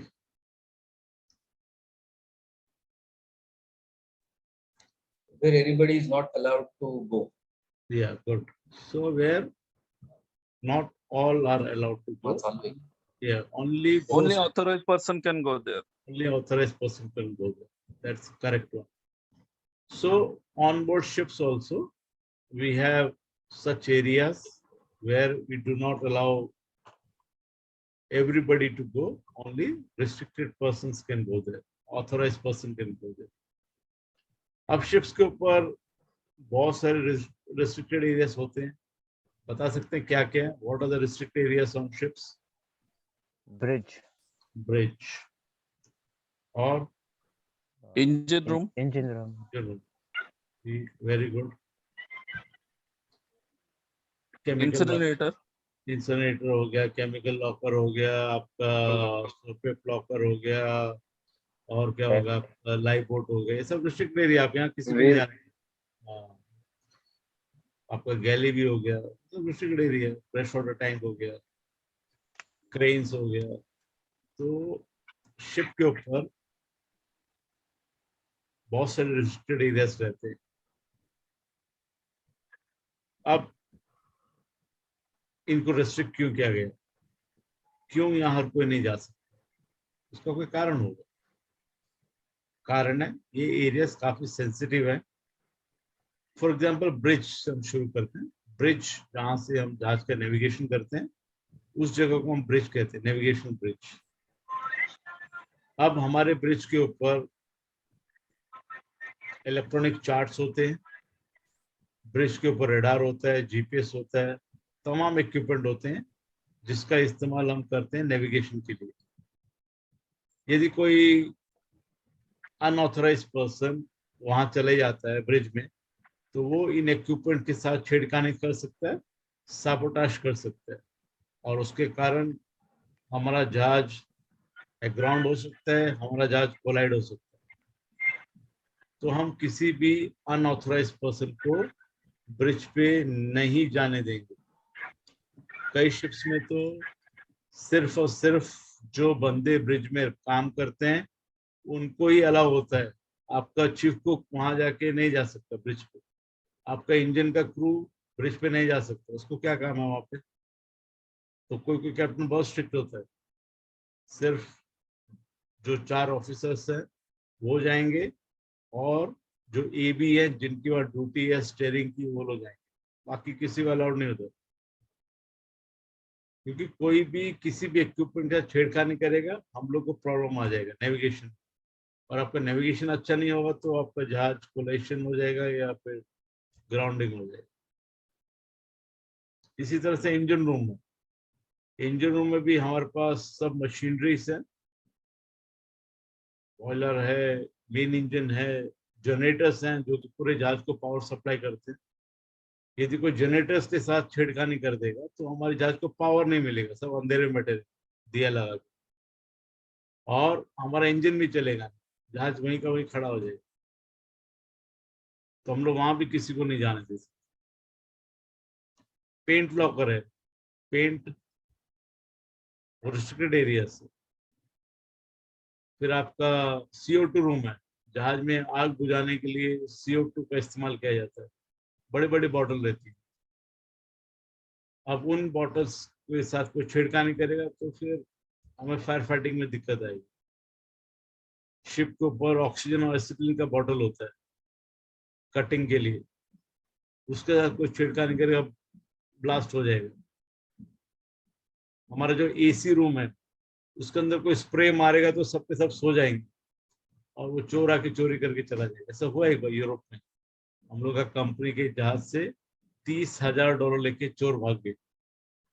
वो रात को आए, AC रूम में उन्होंने स्प्रे किया, और कॉमन AC है जहाज में, तो वो AC के स्प्रे से सब लोग बेहोश हो गए, और वो आराम से आए, कैप्टन के कैबिन में घुसे, कैसे घुसे पता नहीं, $30,000 लेके चले गए, $30,000। तो वो भी रिस्ट्रिक्टेड एरिया से। अब रिस्ट्रिक्टेड एरियाज में हम किसी को नहीं जाने देते, हम लोग वहां पे नोटिस भी लगा के रखते हैं, restricted area do not enter. कोई ये नहीं बोल सकता कि मुझे पता नहीं है रिस्ट्रिक्टेड एरिया है, नोटिस लगा हुआ है, रेड रेड में बड़ा बड़ा लिखेंगे, restricted areas do not enter, only authorised person, ऐसे करके लिखेंगे। आपके शिप में कहाँ कहाँ पर रिस्ट्रिक्टेड एरियाज है, इसकी इंफॉर्मेशन आपको मिलेगी शिप सिक्योरिटी प्लान से। आपके जहाज में एक सिक्योरिटी प्लान होगा, उसको रेफर कीजिए, आपको पता चलेगा आपके जहाज में कहाँ कहाँ रिस्ट्रिक्टेड एरियाज है।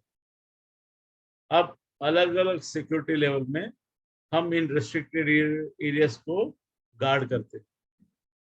अगर आपके शिप पे सिक्योरिटी लेवल 1 है तो आप इन रिस्ट्रिक्टेड एरियाज में 1 घंटे में एक राउंड मारिए, चेक कीजिए कि जो रिस्ट्रिक्टेड एरियाज है हमारे जहाज के, वो उनमें लॉक लगा है कि नहीं, बंद है कि नहीं, बंद और लॉक हर 1 घंटे में चेक कीजिए जब आप राउंड्स के लिए जाते हैं।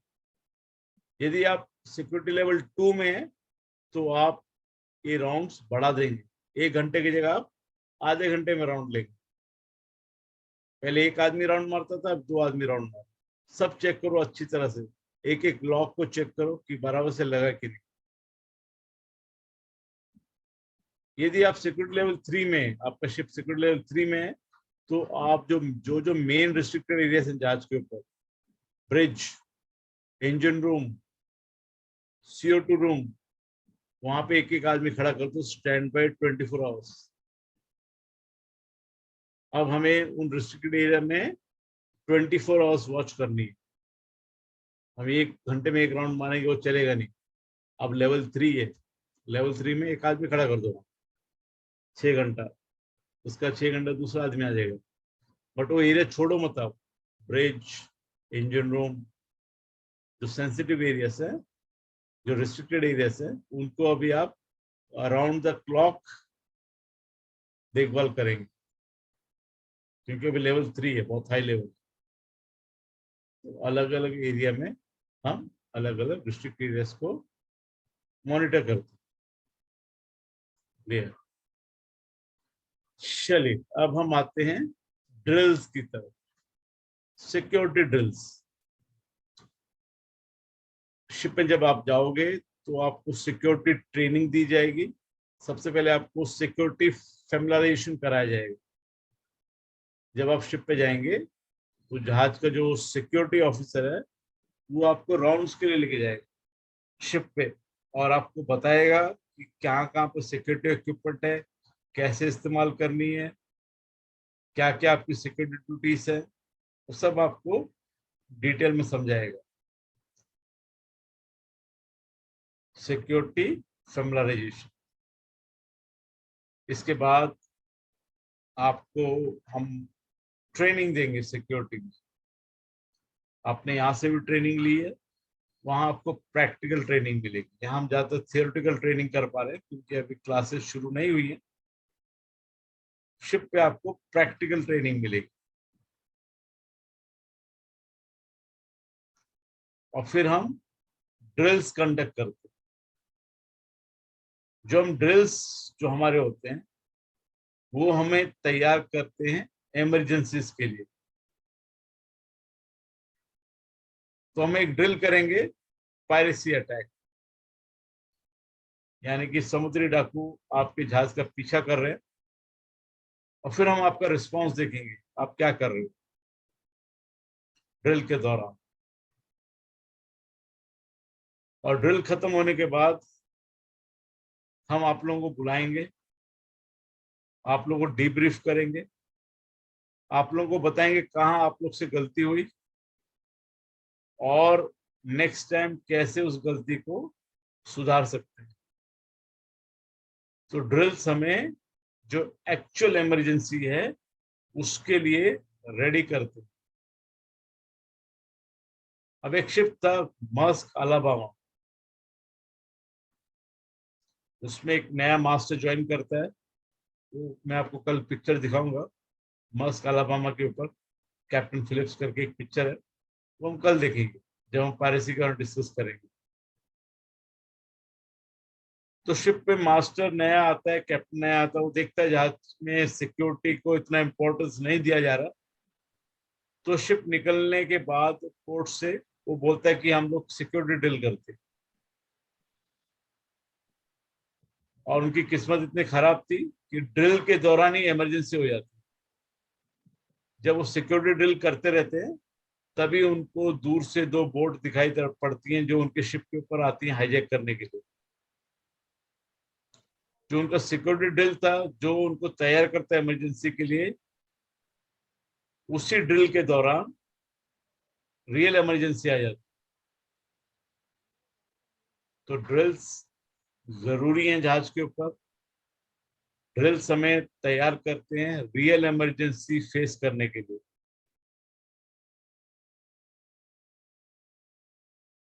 यदि आपकी ट्रेनिंग अच्छी है,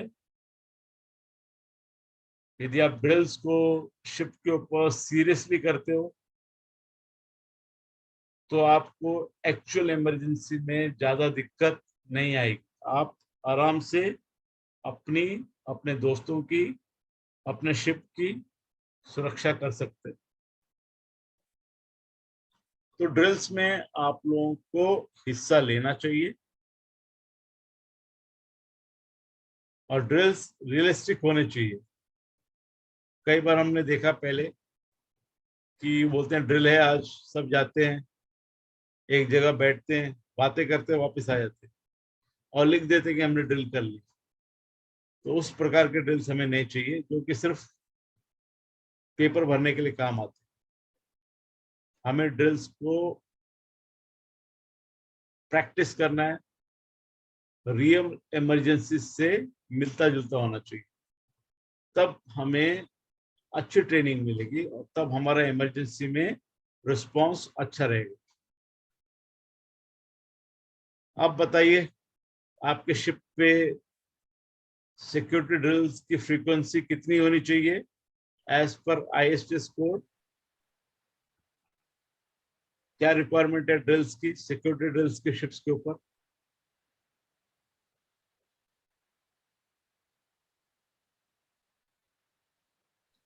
How often should you have security drills on ship? Twice a week. Twice a week. Drill ही करते रहोगे फिर? Anybody else? 3 month one time पे। क्या हो गया? सर 3 महीने में एक बार होती है सर। Very good. 3 महीने में एक बार सिक्योरिटी ड्रिल होना अनिवार्य है, मैंडेटरी है as per ISPS code.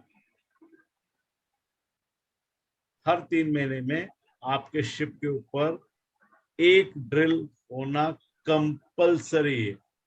Security drill, safety drill तो होते रहते हैं, फायर फाइटिंग वो अलग है, उसको हम अलग डिस्कस करेंगे कभी जब हम कोर्स करेंगे। आज हम सिर्फ सिक्योरिटी ड्रिल्स के बारे में। तो आपके शिप में 3 महीने में एक ड्रिल होना जरूरी है। अब ये जो ड्रिल है ISPS कोड के हिसाब से आपकी कंपनी कह सकती कि 3 महीने तो बहुत ज्यादा हो गया, आप हर 2 महीने में एक ड्रिल कीजिए। जैसे कि हमारी कंपनी में कि हमें 2 महीने में एक ड्रिल करना पड़ता सिक्योरिटी का। जब आप 2 महीने में एक ड्रिल करते तो आप ऑटोमेटिकली 3 महीने वाला क्राइटेरिया उसको सेटिस्फाई करते। और यदि जहाज के कैप्टन को लगे कि मेरे जहाज का क्रू अच्छी तरह से ट्रेन नहीं है तो वो हर महीने भी ड्रिल करा सकते हैं। मैंने कराए हुए हैं शिप पे। एक शिप पे मैं गया था तो मैंने देखा कि शिप जापान से वैंकूवर जा रहा है, कनाडा, और कनाडा में वैंकूवर में जो सिक्योरिटी को लेके बहुत ज्यादा लोग स्ट्रिक्ट हैं, तो हमने बोला चलो हम सिक्योरिटी ड्रिल्स करते हैं। जापान से वैंकूवर का रास्ता 2 हफ्ते के 15 दिन, और हमने 2 ड्रिल कराए ये चेक करने के लिए कि हमारा क्रू की तैयारी अच्छी तरह से है। तो ये डिपेंड करता है जहाज के मास्टर के ऊपर भी। ये जिससे लगे कि उसका क्रू की तैयारी ठीक नहीं है, अच्छी नहीं है, तो वो ज्यादा ड्रिल भी करा सकते। लेकिन 3 महीने में एक ड्रिल तो होना ही चाहिए।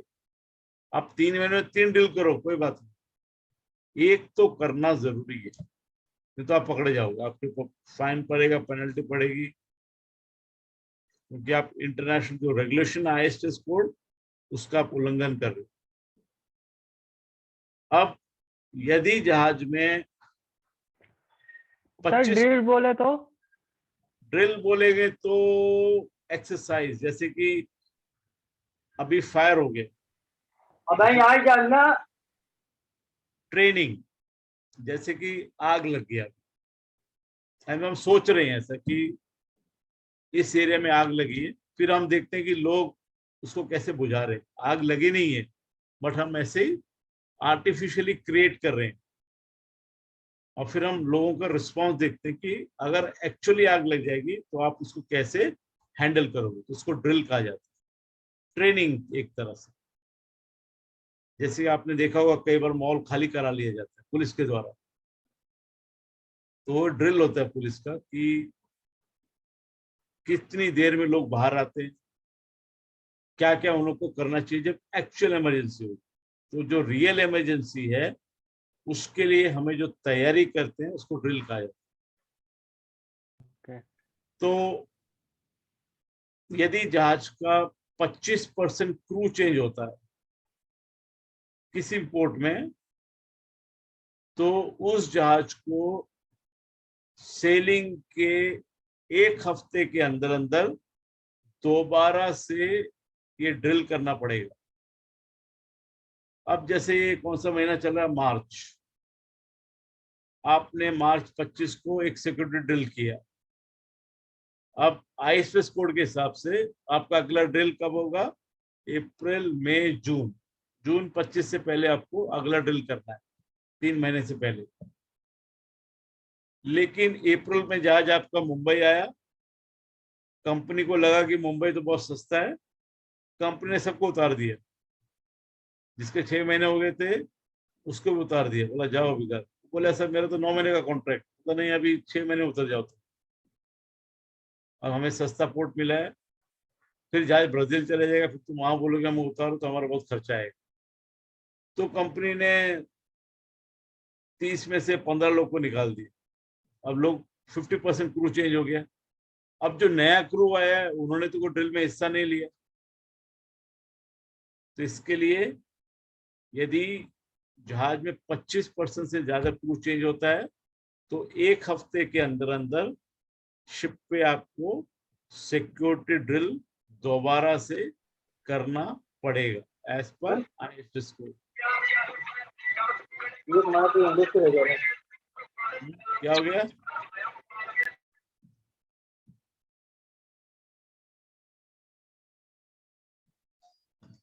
तो ये रिक्वायरमेंट है ISTS कोड की ड्रिल्स को लेके। अब क्या क्या ड्रिल्स होते हैं सिक्योरिटी के जहाज के ऊपर? पायरेसी अटैक, कि समुद्री डाकू आपके जहाज को चेस कर रहे हैं, उस पर आने की कोशिश कर रहे हैं, तो आप लोग कैसे रिस्पॉन्ड करोगे? दूसरा है बॉम्ब सर्च।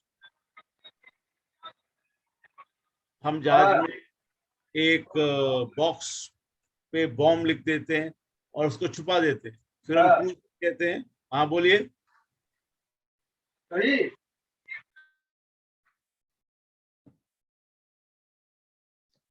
जैसे बॉम्ब सर्च का ड्रिल है, हम लोग जहाज पे एक बॉक्स लेते हैं, कार्डबोर्ड, उस पर लिख देते हैं बॉम्ब और उसको छिपा देते हैं कहीं पे, और फिर हम क्रू को कहते हैं कि जाओ ढूंढ के लेके आओ, बॉम्ब सर्च करो। और फिर हम लोग वो, मैं आपको एक वीडियो दिखाऊंगा कि किस तरह से जहाज में बॉम्ब सर्च का ड्रिल किया जाता है, फिर आपको पता लगेगा ड्रिल क्या होता है। फिर होगा स्टोवे सर्च। जहाज के क्रू को हम कहीं पे जाके छुपा देते हैं और बोलते हैं जाओ ढूंढो उसको, वो स्टोवे सर्च हो गया। अलग अलग टीम बनाते हैं हम लोग, हर टीम को अलग अलग रिस्पॉन्सिबिलिटी देते हैं, कैसे हमें खोजना है, कहाँ कहाँ पे अपनी गलतियां की, फिर हम लोग देखते हैं ताकि रियल इमरजेंसी में हम वो चीजें रिपीट ना करें। फिर है सीटाडेल का ड्रिल। सीटाडेल जहाज का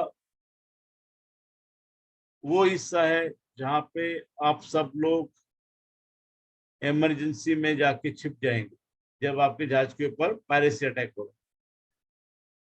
तो हम जहाज में सीटाडेल का ड्रिल कराते हैं, हम देखते हैं कि किस तरह से हमारा क्रू सीटाडेल में जाके छिप रहा है जब हम अलार्म बजाते हैं। तो ये सब चीजें हम लोग ड्रिल्स जहाज पे करते हैं। आपके शिप पे कौन कौन से ड्रिल्स होंगे, कब कब होंगे, इसकी इंफॉर्मेशन आपको शिप सिक्योरिटी प्लान से मिल जाएगी। कौन से ड्रिल कब करने, कौन से महीने में करने, इंफॉर्मेशन शिप सिक्योरिटी प्लान में मिल जाएगी। शिप में सिक्योरिटी की ट्रेनिंग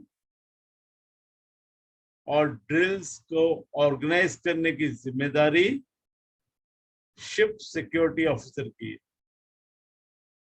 जो जहाज का शिप सिक्योरिटी ऑफिसर है वो आपको इन्फॉर्म करेगा कि जहाज में कब ड्रिल्स होने हैं, कौन से ड्रिल होने,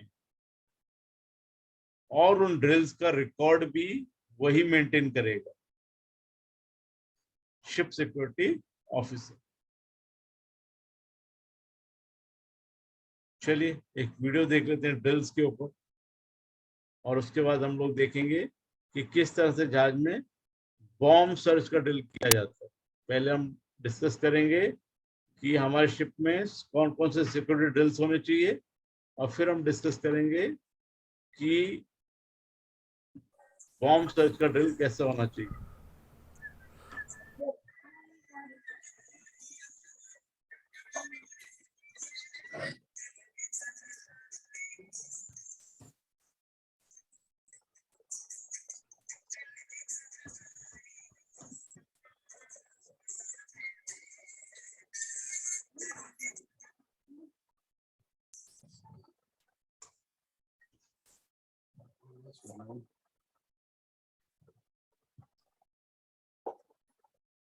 Thank you.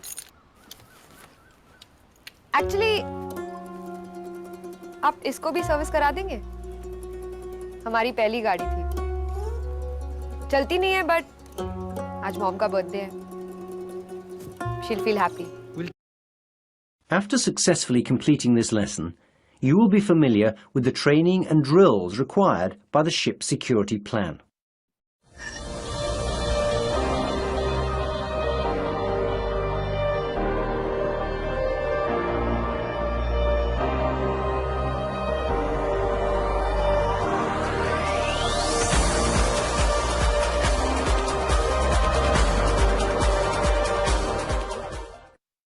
Ship's personnel already have designated positions and duties in the event of shipboard emergencies, such as fire, abandoned ship, or pollution. The ship security plan provides for equivalent security duties as well. Examples of these duties are inspection, control and monitoring of restricted areas, inspection, control and monitoring of key shipboard operations, inspection, control and monitoring of visitors on board, detection and identification of weapons and other dangerous substances and devices on board, operation of security equipment, physical search methods of persons, baggage, cargo and ship's stores. When signing on, you will be informed about your security. चलिए, जब आप ship join करते हैं तो आपको आपकी security duties के बारे में बताया जाता है सिक्योरिटी फॉर्मेशन के दौरान. आपकी क्या क्या सिक्योरिटी ड्यूटी होनी चाहिए? Inspection, control and monitoring of restricted areas. Restricted area हमने ऑलरेडी डिस्कस कर लिया, तो उनका इंस्पेक्शन करना, उनको मॉनिटर करना, ये आपकी जिम्मेदारी है. उसके बाद क्या है? Inspection, control and monitoring of की शिपबोर्ड ऑपरेशंस. शिप में कई ऑपरेशंस होते हैं. नेविगेशन एक ऑपरेशन है, कार्गो लोडिंग अनलोडिंग एक ऑपरेशन है, बैलेस्टिंग एक ऑपरेशन है, बंकरिंग एक ऑपरेशन है. तो ये काफी इंपॉर्टेंट ऑपरेशंस है. तो इन ऑपरेशंस को इंस्पेक्ट करना, उनको कंट्रोल करना, उनको मॉनिटर करना भी आपकी जिम्मेदारी. फिर है inspection, control and monitoring of visitors on board. जब भी हमारे जहाज पे कोई विजिटर आएगा, उनको कैसे इंस्पेक्ट करना है, कैसे कंट्रोल करना है, कैसे उनको मॉनिटर करना है, वो भी आपकी एक जिम्मेदारी है. उसके बाद है detection, identification of weapons and other dangerous substance and device on board. जब भी कोई आदमी आता है तो हमें उसके बैग की चेक करना है, ताकि वो कोई भी डेंजरस वेपन, गन्स वगैरह शिप पे ना लाए, कोई ड्रग्स ना कैरी करे, वो हमें गैंगवे पे ही चेक करना है. उसके बाद है आपकी duty operation of security equipment. जो भी जहाज में सिक्योरिटी इक्विपमेंट है, जो हमने अभी तक पढ़ा सुबह के सेशन में, वो सब सिक्योरिटी इक्विपमेंट आपको ऑपरेट करना आना चाहिए. वो आपकी ड्यूटी है. फिर है physical search methods of person, baggage, cargo and ship stores. वो भी हमने कल देखा कि जब भी कोई हमारे शिप पे आता है तो हम उसको कैसे सर्च करेंगे, बैगेज को कैसे सर्च करेंगे, और शिप में जब स्टोर्स आते हैं तो उसको कैसे सर्च करेंगे. ये सब आपकी ड्यूटीज हैं जो आपको शिप पे टाइम टू टाइम निभानी पड़ेगी. हर एक सिक्योरिटी हर एक का कंसर्न है, तो उसमें हर डिपार्टमेंट का योगदान रहता है. ऐसा नहीं कि सिक्योरिटी सिर्फ डेक वाले ही देखेंगे. सिक्योरिटी जहाज का कॉमन एजेंडा है. हमको इंश्योर करने के हमारा जहाज सिक्योर रहे. जब हमारा जहाज सिक्योर रहेगा तब भी हम लोग सिक्योर रहेंगे. तो ये है आप लोग की ड्यूटीज जो आपको शिप के ऊपर परफॉर्म करनी है. Duties. To be able to effectively perform your security duties, training and drills are essential. At least once every 3 months, or where more than 25% of the ship's personnel has been changed at any one time, with personnel that have not previously participated in any drill on that ship within the last 3 months, a drill should be conducted within 1 week of the change. The ship security officer, in compliance with the policies set by the company security officer, is responsible for implementing a training schedule on board that will provide adequate and proper security training for shipboard personnel. Security equipment varies in design from ship to ship. It is important that you receive proper training on how to operate the specific security equipment on your ship. Such equipment might include padlocks for securing restricted areas, passes for visitors on board, closed-circuit television for monitoring restricted areas, X-ray machines for inspection of luggage and stores. The ship security plan must contain contingency measures and standard operating procedures for different security threats. On receipt of a bomb threat against the vessel, the applicable procedures in the ship security plan must be followed. These must include assigning personnel to search designated areas of the ship, outlining what to do if a suspicious package is found. Since terrorists can disguise a bomb in many different ways, it is almost impossible to know what to look for. Therefore, you should not be looking for a bomb, but rather anything irregular or suspicious, anything that does not fit in. When searching for a bomb, follow the rule eyes, not hands, as touching a bomb may cause it to detonate. The response on locating a bomb or suspicious object will depend on the equipment on board your ship. Some vessels have the likes of blast suppression blankets, but most will have to seek specialist advice from a competent shore authority. Further details can be found in the ship security plan. If a ship is in port and a bomb warning is received, the master, the ship security officer, and the port security officials will liaise, arrive at a collective decision, and initiate appropriate action. Options may include evacuation of the ship or removal of the vessel to an anchorage. Each case will be evaluated on the prevailing circumstances and the nature of the threat. If it is required to evacuate the ship as a result of a bomb threat or similar terrorist act, this should be done in accordance with the procedure outlined in the ship security plan. This includes information on where to muster after the evacuation, which way to leave the vessel, and what to take with you. If your ship is approached by a small vessel which does not identify itself, it could be carrying terrorists or pirates. It is preferable to stop them getting on board, if at all possible, and high-pressure fire hoses directed from the deck can be an effective deterrent. A ship with a high freeboard may be able to prevent boarding simply by speed or sharp maneuver. If your vessel is about to enter an area known for terrorist or pirate activity, there are a number of basic precautions that can be taken. These are outlined in your ship security plan and may include, if possible, only transit this area during daylight. If transiting during hours of darkness, keep all deck lights and floodlights switched on, consistent with safe navigation. Transit with maximum safe speed. Post an extra lookout on the bridge and increase radar surveillance. Post additional personnel, both as extra lookouts in other areas and to make rounds. Have fire hoses pressurized ready around the ship's side. If pirates or terrorists board your ship at sea, follow the applicable procedures as outlined in the ship security plan. These may include raise the general alarm, activate the ship security alert system, do not confront the boarders, wait for outside help.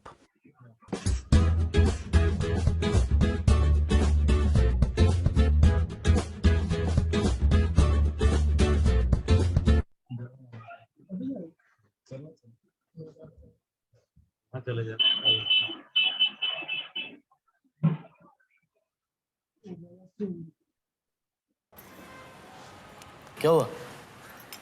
अरे क्या बताऊं, वो मेरा पेट dragon है ना। हाँ सोनू।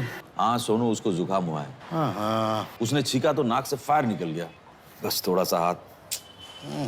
मौसम में ऐसा सबको जुकाम हो रहा है। हाँ शुक्र है ICICI Lombard be fit cover का, तो सारी मेडिसिन क्या देखते हैं कि शिप के ऊपर ISPS बॉम्ब सर्च ड्रिल कैसे किया जाता है। एक ड्रिल है जो कि आपके शिप पे भी किया जाएगा टाइम टू टाइम पे। तो इस ड्रिल को कैसे कंडक्ट करते हैं उसका एक एग्जांपल यहाँ पे दिया हुआ है। आप लोगों की नॉलेज के लिए कि ड्रिल्स क्या होते हैं और कैसे इन्हें शिप पे कंडक्ट किया जाता है। किसका माइक ऑन है? सबका बंद कर दिया। चलो शुरू करें antakshari.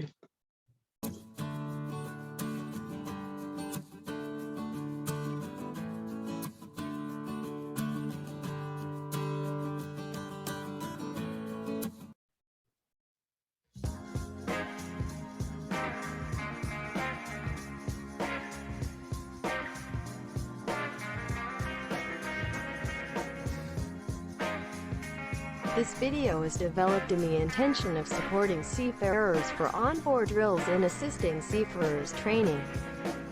Therefore, it is not mandatory and a more reasonable methods can be applied in regard to the captain's judgment and experience. Let's know the relevant requirements. In this video, we will learn the training of ships as damage or destruction of the ship by explosive devices among threats to be considered in ISPS code B8.9. The video was produced assuming the following situation. 1. The ship is at port in. 2. Received a phone call threatening to install explosives on the ship. 3. According to the search and response instructions of the contracting governments, the actions of the crews until the support of external experts.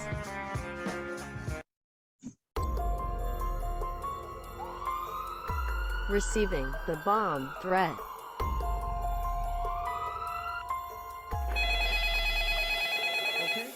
When a call comes from an unknown person.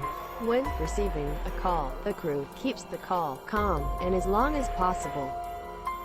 Answer the calls as carefully and courteously as possible, and show interest in the conversation. Try to make caller speak as much as possible, and inform the surrounding crews of the threat. It is important to hear as many people as possible. If possible, write a note to a colleague to call the SSO or, as soon as the caller hangs up, immediately notify them yourself.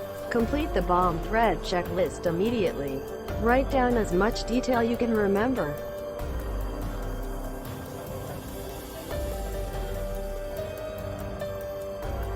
If possible, ask the caller's information as much as possible and find out the specifics of the surrounding environment. Where is the bomb located? When will it go off? What does it look like? What kind of bomb is it? What will make it explode? Did you place the bomb? Why? What is your name? Remember, caller's voice background sounds threat language.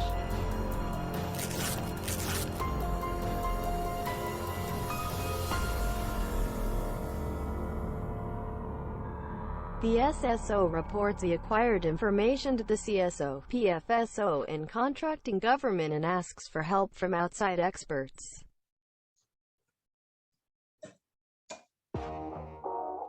Bomb search.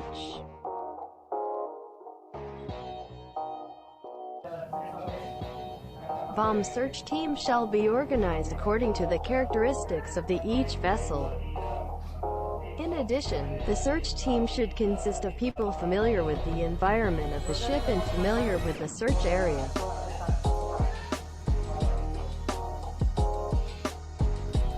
Once the most familiar teams have been established in each area, bomb searches are initiated as directed by the CSO or authorities. Grid pattern is mainly used in open or symmetrical spaces. It is very effective, but it is time-consuming.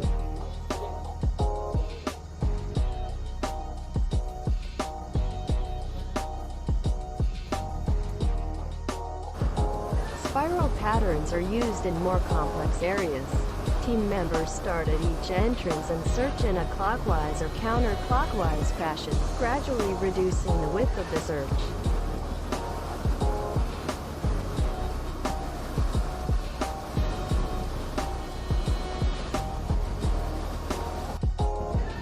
The areas that have been done with the search should be properly marked to prevent duplicate searches. The areas that have been searched should be recorded in GA by SSO and check for missing areas.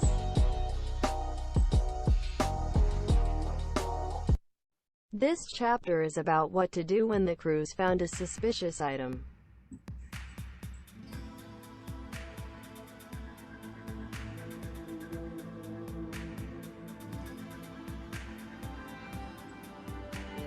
If a bomb is discovered, the search should continue to identify potential secondary devices. In addition, the SSO immediately reports the discovery of the explosive to the PFSO and the contracting government. The search team must take steps to prevent people from reaching the explosives identification site, and never touch, open or move the item to minimize the impact of explosion. Use mattress or sandbags. Action of the crews until support from external explosives experts. Do not get near a bomb once it has been discovered. Do not touch, handle, shake, open. Do not use radios within 3 meters of the device. Do not use metal or power tools near the device. Do not smoke near the device to heat sources or open flames.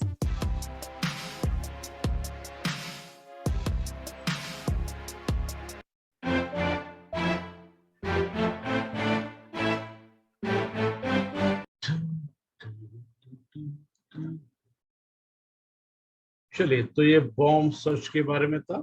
यदि ship के ऊपर आप लोग bomb search के लिए जा रहे हैं तो हम लोग एक टीम बनाएंगे, अलग अलग टीम बनेगी, अलग अलग टीम को अलग अलग एरिया दिए जाएंगे सर्च करने के लिए, और जो जो एरिया सर्च हो जाता है उसमें आप ताला लगा सकते हैं या उसको सील कर सकते हैं, और अपनी रिपोर्टिंग कंटिन्यूसली आप कैप्टन को करते रहिए कि हमने ये सर्च कर लिया, ये सर्च कर। यदि किसी टीम को बॉम्ब मिल जाता है तो जो बाकी क्रू है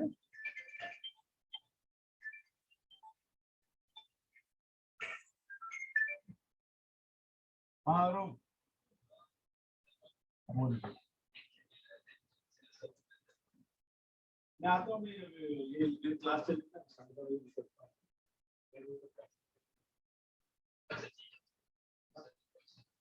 हाँ, तो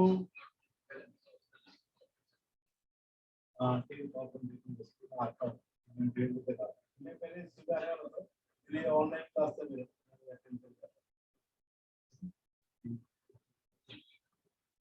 पीएचडी चल रहा है तो आता हूँ।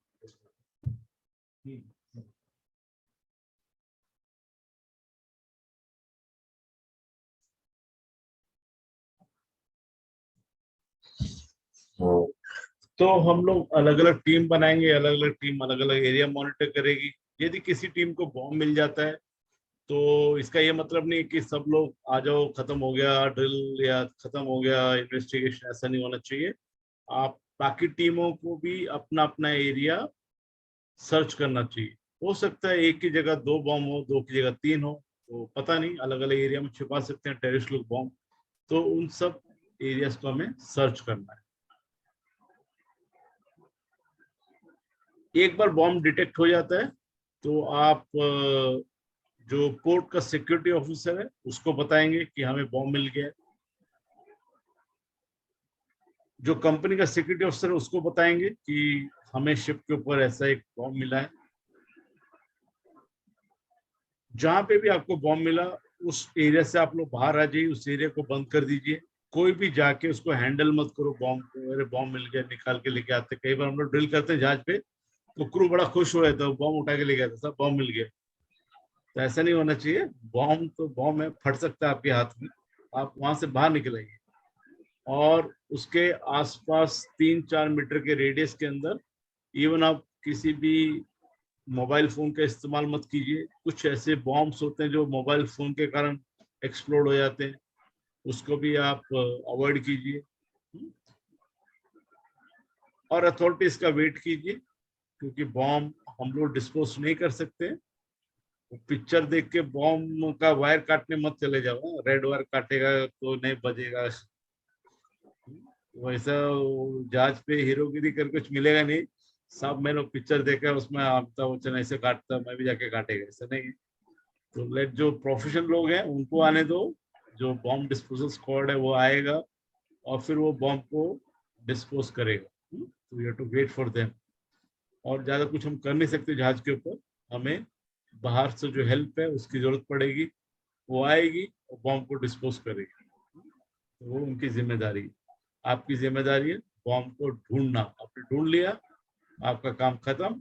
आगे के आपको जो भी एक्सपर्ट्स हैं वो डील करेंगे कि इसको कैसे हमें डिस्पोज करना है। चलिए, टाइम हो गया एक और ब्रेक का, 10 मिनट का ब्रेक लेते हैं। ब्रेक के बाद जब हम आएंगे तो हम लोग देखेंगे कि शिप के ऊपर क्या क्या सिक्योरिटी थ्रेट्स होते हैं, क्यों हमें ये कोर्स करना पड़ रहा है, इसकी क्या रिक्वायरमेंट थी। पहले तो ऐसा कुछ नहीं था।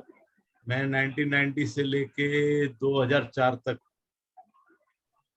14 साल तक तो कुछ हमें इस कोर्स की जरूरत नहीं पड़ी। फिर 2004 में हमें कोर्स करने को कहा गया जब आईएसपीएस कोड आया। तो क्यों इसकी रिक्वायरमेंट पड़ी वो तो आप लोगों को तो और लेट बताया गया। हमारे तो हम पहले सिक्योरिटी ऑफिसर का कोर्स करते थे, ये डीएसडी तो अभी आया, वो डेजिग्नेटेड सिक्योरिटी ड्यूटी से कोर्स अभी आया। तो क्यों इस कोर्स की जरूरत पड़ी, क्या सिक्योरिटी थ्रेट्स हैं जहाज के ऊपर, क्या क्या डेंजर्स हैं, उनके बारे में हम डिटेल में डिस्कशन करेंगे और किस तरह से हम उन डेंजर्स को ओवरकम करना है। ऐसा नहीं कि हम डर जाएं, शिप पे ना जाएं, बहुत खतरा है शिप पे, तो खतरा तो हर जगह है ना। अभी यूक्रेन वालों को क्या पता था कि एक दिन रशिया वाले आके पूरा उनका घर तबाह कर दें। तो खतरा तो सब जगह है ना।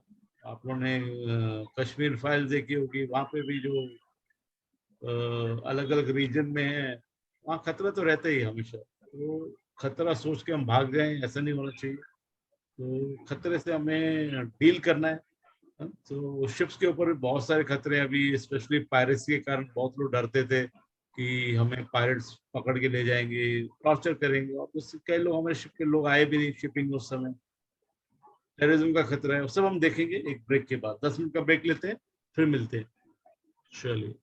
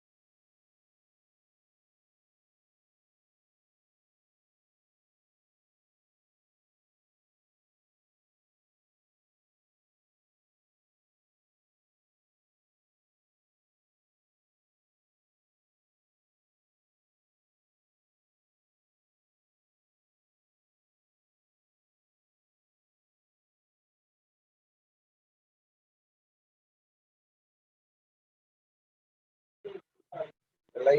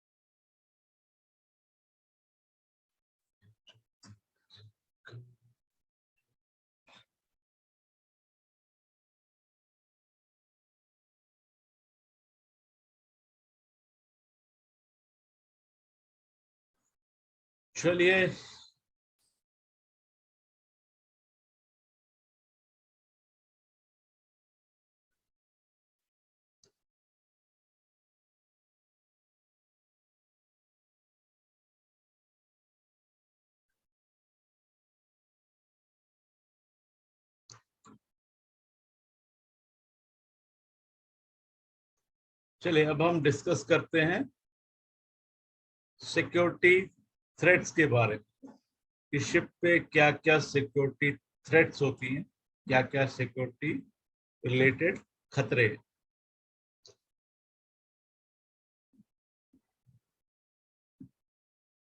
सबसे पहले है आर्म रॉबरी। शिप के ऊपर लोग चोरी करने के लिए आ सकते हैं, उनके पास चाकू रहेगा, कैप्टन के पास जाएंगे, वहां से पैसा लेंगे, आप लोग के कैबिन में आएंगे, आप लोग का फोन चुरा लेंगे, पैसा ले जाएंगे। आर्म रॉबरी, जहाज का स्टोर ले जाएंगे। और ये आर्म रॉबरी बहुत कॉमन है। इंडिया के कुछ पोर्ट्स हैं, कांडला हो गया, टुटीकोरिन हो गया, जहाँ पे आर्म रॉबरी हुई है। चिटगांव बांग्लादेश फेमस है, इंडोनेशिया में कई पोर्ट्स फेमस है।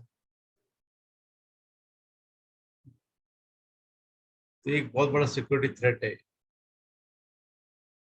Arm robbery. सिंगापुर, मलक्का, ये भी एरिया आर्म रॉबरी में आता है। फिर आता है पायरेसी। पायरेसी में जब हमारा जहाज इंटरनेशनल वाटर्स में होता है, तब लोग उस पर चढ़ जाते हैं, चढ़ने के बाद जहाज को हाईजैक कर लेते हैं, क्रू को बंधक बनाते हैं और फिर किसी एक पोर्ट में ले जाते हैं। वहां पे जहाज को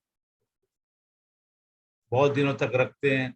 तब तक इनकी बातचीत चलती रहती है ओनर्स के साथ, और जब इनको पैसा मिलता है तब ये शिप को छोड़ते हैं। तो वो भी एक सिक्योरिटी हैजर्ड है शिप्स के ऊपर। पायरेसी बहुत बड़ा सिक्योरिटी हैजर्ड है। कुछ एरियाज हैं वर्ल्ड के, जैसे कि सोमालिया, नाइजीरिया, यहाँ पे बहुत पायरेसी अटैक होते हैं।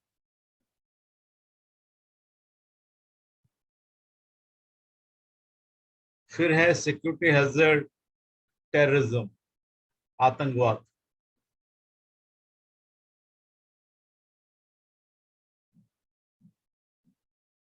सबसे पहले टेररिस्ट अटैक एक शिप पे हुआ था, उसका नाम अखिली लावरू था। कई साल पहले की बात है। उस पे कुछ पैसेंजर शिप था, उस पे कुछ 4 पैलेस्टीनियन लोग, अरब लोग गए, और उनका इरादा था कि जब शिप इसराइल जाएगा तो वहां पे वो शिप से उतर के लोगों को मारेंगे। एक दिन वो गन असेंबल कर रहे थे और उनका दरवाजा खुला रह गया, और एक स्टीवर्ड ने आके उनको देख लिया। तो जब स्टीवर्ड ने उनको देख लिया तो उनकी पोल खुल गई, तो उन्होंने तुरंत उसी जहाज को हाईजैक कर दिया प्लान बी के तहत। और फिर बाद में इसराइली गवर्नमेंट से बातचीत करके उन्होंने पैसेंजर्स को छोड़ा। तो टेररिज्म के बहुत साल पहले की घटना थी। उसके बाद भी शिपिंग के ऊपर टेररिस्ट अटैक्स हुए हैं। एक अमेरिकन वॉरशिप था यूएसएस कोल, COLE, उसके ऊपर अटैक हुआ यमन में। यमन आप लोगों को पता ही है, ओसामा बिन लादेन की जन्मभूमि है, और वहाँ पे टेररिज्म एक्टिविटी बहुत होती है। तो एक दिन सुबह सुबह एक पूरी एमुनिशन से भरी हुई बोट आई, सुसाइड मिशन पे थी, और बोट ने आके सीधा जहाज में टक्कर मारी। 10 अमेरिकन जो नेवी के लोग थे उनकी जान गई, और जहाज को काफी नुकसान हुआ।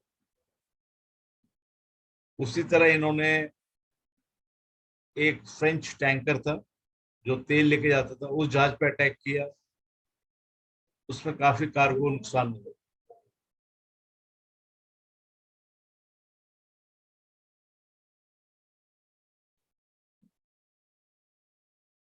फिर कुछ टेररिस्ट एक्टिविटीज दुबई में रिपोर्ट की। फुजैरा करके एक जगह है दुबई के पास, वहां पे 2019 में 4 शिप्स के ऊपर अटैक हुआ। मैं उस समय उधर ही था। तो 4 शिप जो फुजारा में खड़े थे उनके ऊपर टेररिस्ट का अटैक हुआ। शिप्स को काफी नुकसान पहुंचा। फिर अभी कुछ 2 साल पहले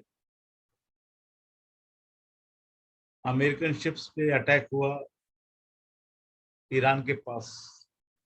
एक ब्रिटिश शिप पे अटैक हुआ ईरान के पास, टेररिस्ट अटैक टॉर्पिडो के द्वारा। टॉर्पिडो वो मिसाइल होती है जो पानी के अंदर चलती है, जो जहाज को नुकसान पहुंचाती है। और ये टॉर्पिडो किसी भी टेररिस्ट ऑर्गेनाइजेशन के लिए एक्वायर करना बहुत मुश्किल है। अब इन्वेस्टिगेशन चल रही है, और उसमें ज्यादातर ईरान की जो गवर्नमेंट है उसका हाथ बताया जा रहा है, क्योंकि ये सब बड़े बड़े जो तोप खाने, सब टेररिस्ट को आसानी से नहीं मिलते हैं, टॉर्पिडो वगैरह। तो उसमें किसी न किसी स्टेट का हाथ हो सकता है, और ईरान की तरफ डाउट जा रहा है। तो टेररिज्म अटैक शिपिंग पे अभी बढ़ने लगे। अभी आपने देखा कि यूक्रेन में कुछ जहाज खड़े थे ओडेसा में, उनके ऊपर फायरिंग हुई। आजकल यूट्यूब है, उस पर काफी वीडियोस आते हैं।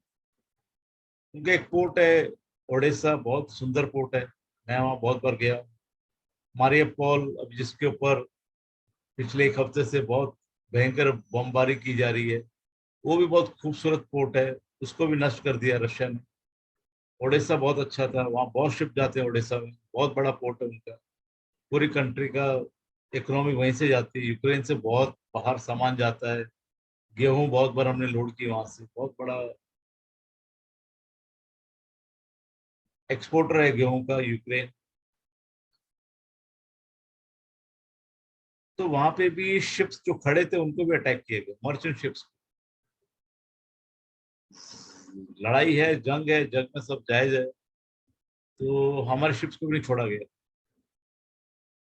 इसी तरह जब ईरान इराक का वॉर चल रहा था तब भी जो शिपिंग ट्रैफिक थी उसको बहुत नुकसान पहुंचाया जा रहा था।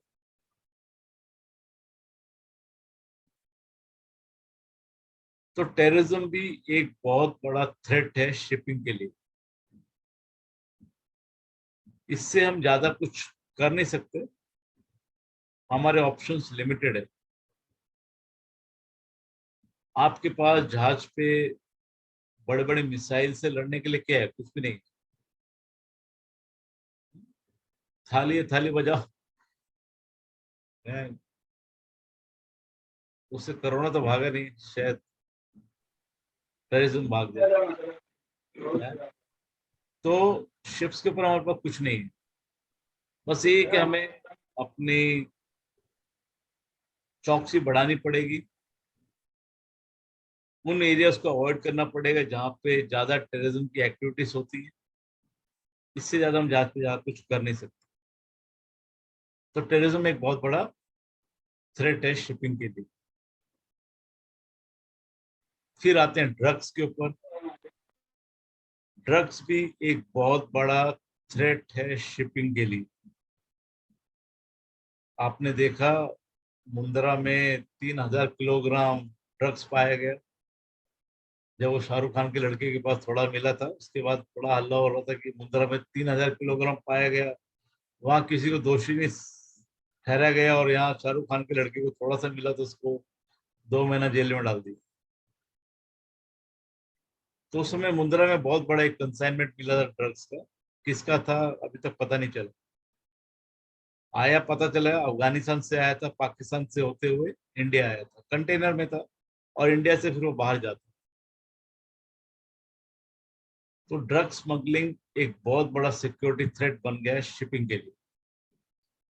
और कई बार इसमें हमारे ही लोग जो क्रू मेंबर हैं इसमें इन्वॉल्व हो जाते हैं, जो कि कभी नहीं होना चाहिए। यदि आप ड्रग स्मगलिंग में इन्वॉल्व होते हो तो आपका पकड़ा जाना 100% तय है, आप बच नहीं सकते। आजकल इंटेलिजेंस इतनी स्ट्रांग है, उनको पता चल जाएगा कि आप ड्रग स्मगलिंग कर रहे हैं। अभी कुछ 3-4 महीने पहले, 4 महीना हो गए, एक शिप था, कंपनी का नाम क्या, MSC, मेडिटेरेनियन शिपिंग कंपनी, बहुत बड़ी कंपनी इटली की, 100 से ज्यादा कंटेनर शिप्स हैं उनके पास। उस कंपनी के एक जहाज पे 2 टन, यानी कि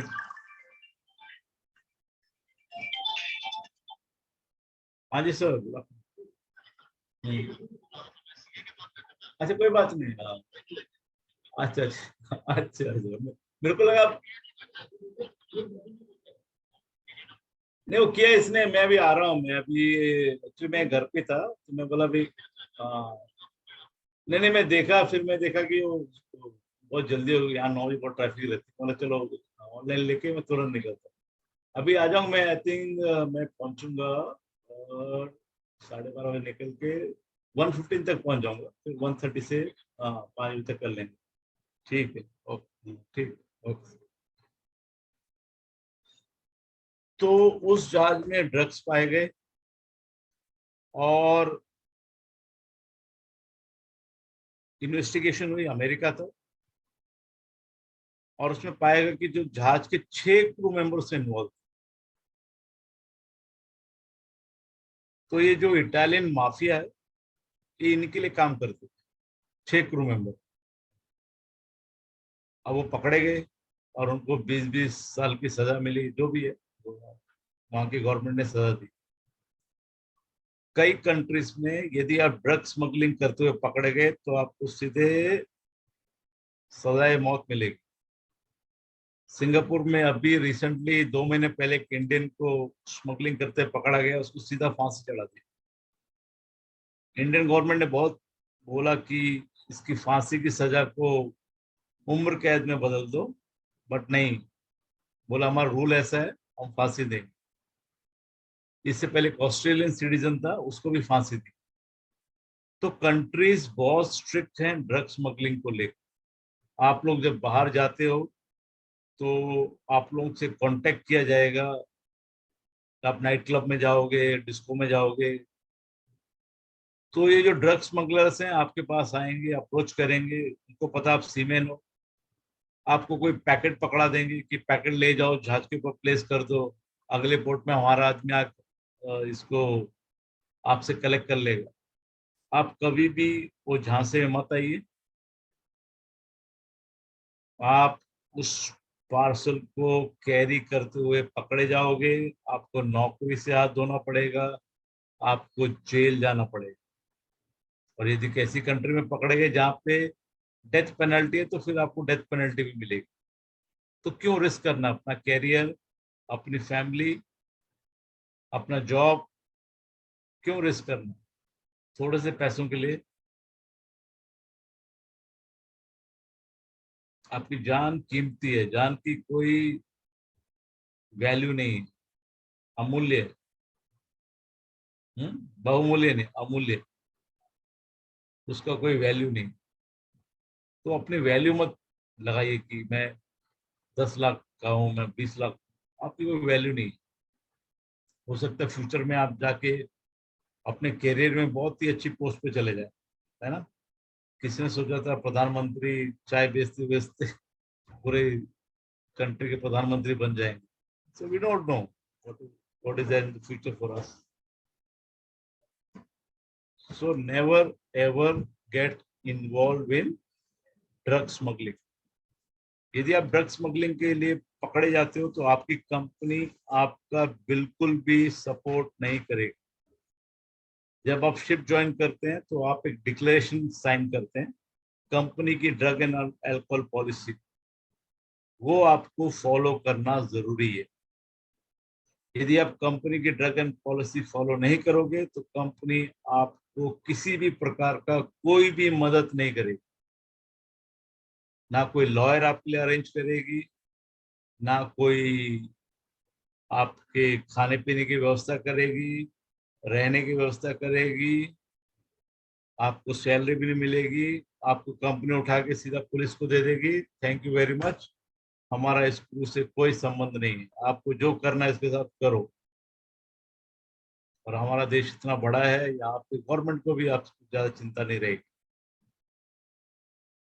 सीमेंट लोगों की तो ऐसे भी गवर्नमेंट कम ही चिंता करती है ना। आप लोगों ने देखा जब इंजेक्शन लग रहे थे तो हमको कोई प्रायोरिटी नहीं दी गई। जब ये पैंडेमिक शुरू हुआ तब हम लोग सब शिप पे थे, मैं भी शिप पे था उस समय, और हम काफी तनाव, स्ट्रेस से गुजरे हैं। साइन ऑफ नहीं हो रहा, पोर्ट्स में हमें एंट्री नहीं दी जा रही थी, हमें उतरने नहीं दिया जा रहा था, शिप पे हम कैदी की तरह रहे। लेकिन शिपिंग कभी रुकी नहीं, सामान चलता रहा। अब हम यहाँ मुंद्रा के लिए 2 लाख टन कोयला लेके आए ताकि यहाँ का जो पावर प्लांट है चले और सिटी को इलेक्ट्रिसिटी मिले। मुंबई के लिए हम कोल लेके आए, मुंबई की सिटी चले। ऐसे कुछ जहाज मेडिसिन लेके आ रहे हैं, कुछ इक्विपमेंट लेके आ रहे हैं। शिपिंग कभी रुकी नहीं। लेकिन सीमेंट लोगों को वो दर्जा नहीं दिया गया। जब इंजेक्शन की बारी हुई तो हमें कोई प्रायोरिटी नहीं दी गई। ऐसे हमें बोला कि आप फ्रंटलाइन वर्कर हो, बड़ा चढ़ा के हैं, लेकिन जब प्रायोरिटीज की बात आई तो हमें कोई प्रायोरिटी नहीं मिली, और उसके कारण हमारे सीमेंट लोगों ने काफी जॉब्स खो दी। चाइना, यूक्रेन, पोलैंड यहाँ के सीमेंट को लेने लगे, यहाँ इंजेक्शन सीमेंट को लगने लगे, हमारे यहाँ लगे नहीं इंजेक्शन, तो काफी हमारे जॉब्स चले गए। गवर्नमेंट की गलत पॉलिसियों के कारण। तो हमारी कंट्री में सीमेंट को ज्यादा इम्पोर्टेंस नहीं दिया जाता, जो कि गलत बात है, देना चाहिए। एक छोटी कम्युनिटी है, बट ये देश के लिए काफी डॉलर्स अर्न करती है। हम लोग ऐसे हैं जो भी हम पैसा कमाते हैं पूरा हम इंडिया में स्पेंड करते हैं। जो बाकी लोग हैं जो बाहर जाते हैं वो अमेरिका में भी, तो अमेरिका में पैसा कमाते हैं वहीं स्पेंड करते हैं। हम शिप पे पैसा कमाते हैं और इंडिया में स्पेंड करते हैं। हम देश के लिए काफी अमाउंट में डॉलर्स लेके आते हैं, लेकिन उसके बदले हमें गवर्नमेंट हमें वो इम्पोर्टेंस नहीं देती। तो ये हो गया ड्रग्स को लेकर। फिर एक और सिक्योरिटी थ्रेट शिप्स के ऊपर है, वो है स्टो अवेज। स्टो अवेज वो लोग हैं जो शिप का इस्तेमाल करके इलीगली एक कंट्री से दूसरे कंट्री जाते हैं। इनको हम स्टो अवेज कहते हैं। लोग क्यों जाते हैं एक कंट्री से दूसरी कंट्री? अच्छे जॉब की तलाश में, अच्छे लिविंग स्टैंडर्ड की तलाश में जाते हैं। अब ये लीगली जा नहीं सकते तो इलीगली जाते हैं। हमारी कंट्री से बहुत जाते हैं, पंजाब से बहुत जाते हैं कनाडा इलीगली, इटली जाते हैं। हमारे काफी रिलेटिव्स गए हुए पंजाब से, गुजरात से जाते हैं कनाडा, कनाडा से यूएस बहुत जाते हैं इलीगली। टूरिस्ट वीजा पे जाते हैं, फिर वहां भाग जाते हैं। कई लोग शिप से उतर के भाग जाते हैं। ऐसे भी काफी केसेस हैं। क्रू बन के जाएंगे और फिर वहां भाग जाएंगे। तो इनको हम स्टोवेज कहते हैं, जो लोग इलीगली एक कंट्री से दूसरी कंट्री जाते हैं जहाज का इस्तेमाल करके, उनको स्टोवेज कहते हैं। अब अफ्रीका में बहुत होता है ऐसा। साउथ अफ्रीका में डरबन एक पोर्ट है जहाँ पे बहुत सारे स्टोवेज पाए जाते हैं। अब हमारी जिम्मेदारी है कि हम इन लोगों को शिप पे ना लें, नहीं तो हमारी कंपनी के ऊपर बहुत ज्यादा पेनल्टी पड़ती है। जो जहाज का कैप्टन है उसके ऊपर फाइन लगता है। इसके बाद जो स्टोवेज हैं, यदि ये ज्यादा मात्रा में होंगे तो हमारे जहाज के ऊपर कब्जा कर लेंगे। स्टोवेज कई बार चाकू वाकू लेके आएंगे, हो सकता है वो आपका, जब आप उसको अकेले में मिले तो आप पे अटैक कर दें क्योंकि आप उनको देख लिया है। तो स्टोवेज भी एक बहुत बड़ा खतरा है। स्टोवेज को रोकना हमें गैंगवे पे ही पड़ेगा। एक्सेस पॉइंट को अच्छी तरह से कंट्रोल करना पड़ेगा। वहां पे हमें जो भी शिप पे आ रहा है उसका आईडी चेक कीजिए, बिना आईडी के उसको शिप पे एंटर मत करने दीजिए। उसका बैग चेक कीजिए। जो ये स्टोवेज होते हैं अपने साथ 2-3 दिन का खाना लेके आते हैं, पानी लेके आते हैं, क्योंकि वो छुपना है इनको शिप पे जाके। तो यदि किसी के पास भी ऐसी चीजें पाई जाती हैं, तुरंत अपने सिक्योरिटी अफसर को बुलाइए। सीसीटीवी कैमरा से मॉनिटर कीजिए इनकी मूवमेंट्स। किसी भी अनऑथराइज्ड पर्सन को शिप पे मत आने दीजिए। जितने भी आपके अकोमोडेशन के दरवाजे हैं सब बंद करके रखिए।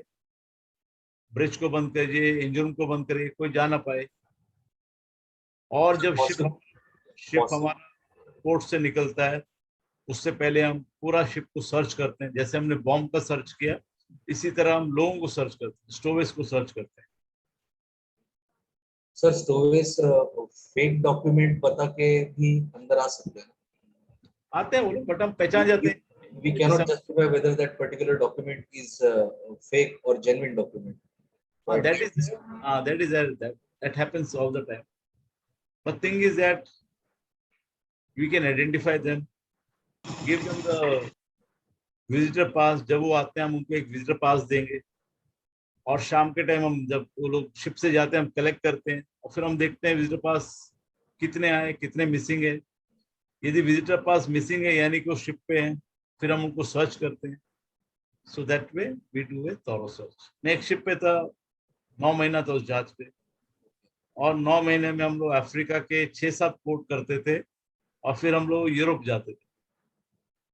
अफ्रीका से यूरोप बहुत लोग गए इलीगली।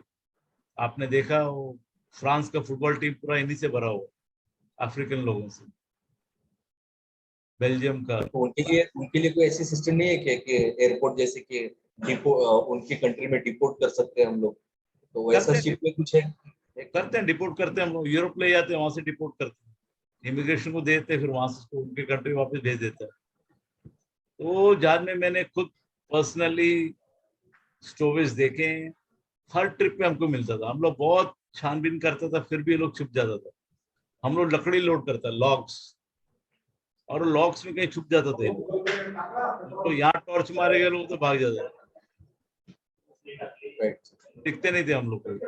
हम लोग बहुत ट्राई किए, हम लोग यंग थे उस समय, बहुत भागते थे, नहीं मिलते थे। फिर उनको साथ में लेके जाते थे हम लोग, यूरोप घुमा के लाते थे, फिर वापस, क्योंकि हमारा शिप सेम रूट पे था, तो वापस हम लोग इनका जिस कंट्री से चढ़ा था उसी पे इनको ड्रॉप करता था, जाओ फ्री का राइड, है ना। अभी वो पॉसिबल नहीं है, अभी सिचुएशन चेंज हो गया, ये 20 साल पहले के बाद। चलिए, तो ये है स्टोवेज। अब हम एक मूवी देख लेते हैं स्टोवेज के ऊपर, कि स्टोवेज कौन होते हैं, कैसे शिप पे आते हैं, कहाँ पे छुपते हैं शिप पे, कैसे हमें शिप पे आने से रोकना इन लोगों को। एक बार स्टोवेज मिल जाते हैं तो हमें उनको कैसे ट्रीट करना चाहिए, हमें उन्हें अच्छा खाना देना चाहिए, रहने के लिए अच्छा कैबिन देना चाहिए, क्योंकि वो भी आफ्टर ऑल ह्यूमन बीइंग है, इंसान है, उनके भी ह्यूमन राइट्स हैं। वो अगर कंप्लेंट करेंगे तो जहाज वालों को प्रॉब्लम आ जाएगी। तो हम उन्हें पूरा प्रिविलेज देते हैं, सब फैसिलिटीज देते हैं, ये इंटरनेशनल रिक्वायरमेंट है, हम उन्हें अच्छी तरह ट्रीट करेंगे। बेचारे मजबूरी में भागे हैं, हर कोई अपना देश छोड़ के क्यों जाएगा, किसी मजबूरी में जाएगा, तो हम उनको एनिमल की तरह ट्रीट नहीं कर सकते, हमें उन्हें इंसान की तरह ट्रीट करना है, सब फैसिलिटीज देनी है। और जब हम यूरोप जाते थे तो हम इनको इमिग्रेशन को हैंड ओवर करते थे, इमिग्रेशन को इनकी कंट्री वापस भेजता था। फिर उन्होंने देखा कि हमारा शिप परमानेंट वही रूट पे है, वही पोर्ट्स करता है, तो उन्होंने बोला अभी आप उसको साथ लेके जाओ, तो हम उनको साथ लेके जाते थे, अच्छी दोस्ती बन जाती थी। 2 महीना वो शिप पे रहते थे हमारे साथ, तो फिर हम उनको गुड बाय करते थे और फिर नए लोग शिप पे आ जाते थे। तो बीच में हम उनसे काम भी कराने लगे, इतना फ्री का इतना दिन क्या खाना खाएंगे वो लोग, तो काम भी करते थे। सी में कहाँ भागेंगे, चारों तरफ पानी, जब मारेंगे तो बचेंगे नहीं, तो शिप पे हमको खुला छोड़ देते। जैसे पोर्ट आएगा हम उनको कैबिन में बंद कर देते, बाहर से लॉक कर देते, पोर्ट में भाग सकते हैं, ओपन सी में कहाँ भागे। चलिए स्टोवेज पे एक मूवी देख लेते हैं, स्टोवेज को कैसे शिप पे रोकना है, क्या होते हैं, क्यों आते हैं, वो सब इस मूवी में बताया गया।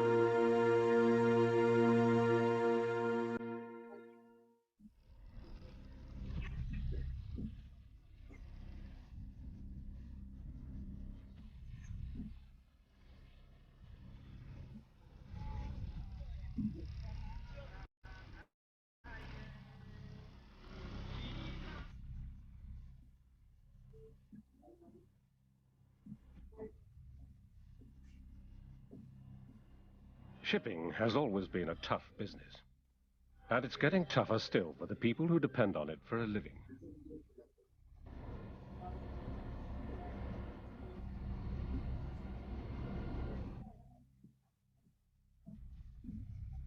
These days, largely because of the increasing use of technology, manning levels are far lower than they were a generation ago.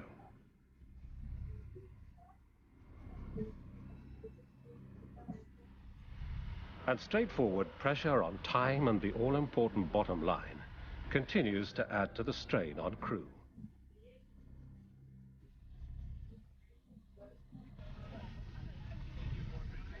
As if that weren't enough, seafarers now face the often difficult job of defending their ships against people desperate, whatever the cost, to get on board, finding themselves coping with stowaways. Stowaways represent a serious problem, one that is getting worse all the time.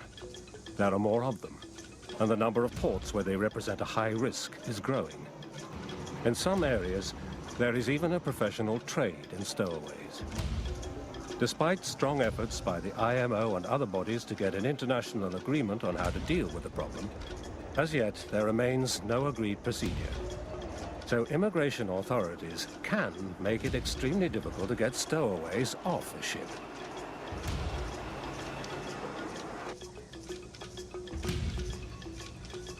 Often, stowaways are neither nationals of the country where they boarded the ship, nor of the country to which it is traveling.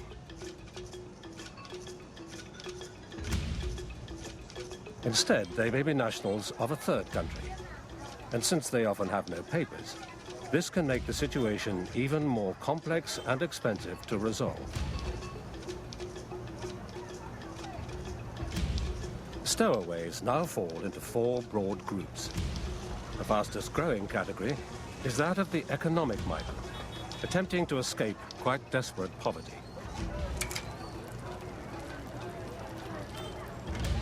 There's also the refugee, trying to seek asylum. The criminal. This usually means people whose crimes were committed before boarding the ship. And the pleasure seeker, perhaps less desperate than the others, but no easier to get off the ship. Any of these can cost ships and their management companies time, effort, and money. During the last year, for which figures are available, the cost of removing stowaways from P&I Club members' vessels was over $5 million, with individual cases incurring costs sometimes exceeding $250,000. And there are further hidden costs, including the loss of hire. The crew also face problems. It can be difficult enough when there's only a couple of unwelcome guests on board. But on a few rare occasions, crews have actually been outnumbered by stowaways. As the attitude of governments around the world hardens, the size and regularity of fines are increasing. As if that weren't sufficient, seafarers can now face jail. In Turkey, for example, ship's masters face up to 2 years imprisonment if an unreported stowaway is discovered. And what if ship's personnel take matters into their own hands and somehow get rid of stowaways? Severe penalties have been imposed in a number of cases. In one such case in 1992, 3 seafarers received long prison terms in a French court for their part in the murder of 8 stowaways. The master and chief officer of the ship was sentenced to life imprisonment. Desperate people choose hiding places that can be lethal. Imagine the horror of finding someone dead in a fumigated cargo hold. Or roasted in funnel spaces. Or hearing knocking from some inaccessible point inside a stack of containers, which then stops after a few days. Good morning, gentlemen. As you know, our next port is going to be Dar es Salaam, and after that it will be Mombasa. Most of you have been to that port before, and you know there is big stowaway problem. Huh? The key to this problem is prevention. And the first step you should take is to draw up an overall ship security plan. As well as protecting against stowaways and petty thieving, it can also fulfill IMO and governmental requirements against terrorism and the smuggling of illegal drugs. Your plan should cover all the measures you intend to use on board. These should include routine crew protection procedures, gangway duties, searching techniques, the duties and responsibilities of security guards, and any other measures you think are needed. For example, the use of locks, closed-circuit television, CCTV, or alarms. Every other door must be kept locked. Don't open the others. At night, it will be closed, and only duty engineer will have the key, huh?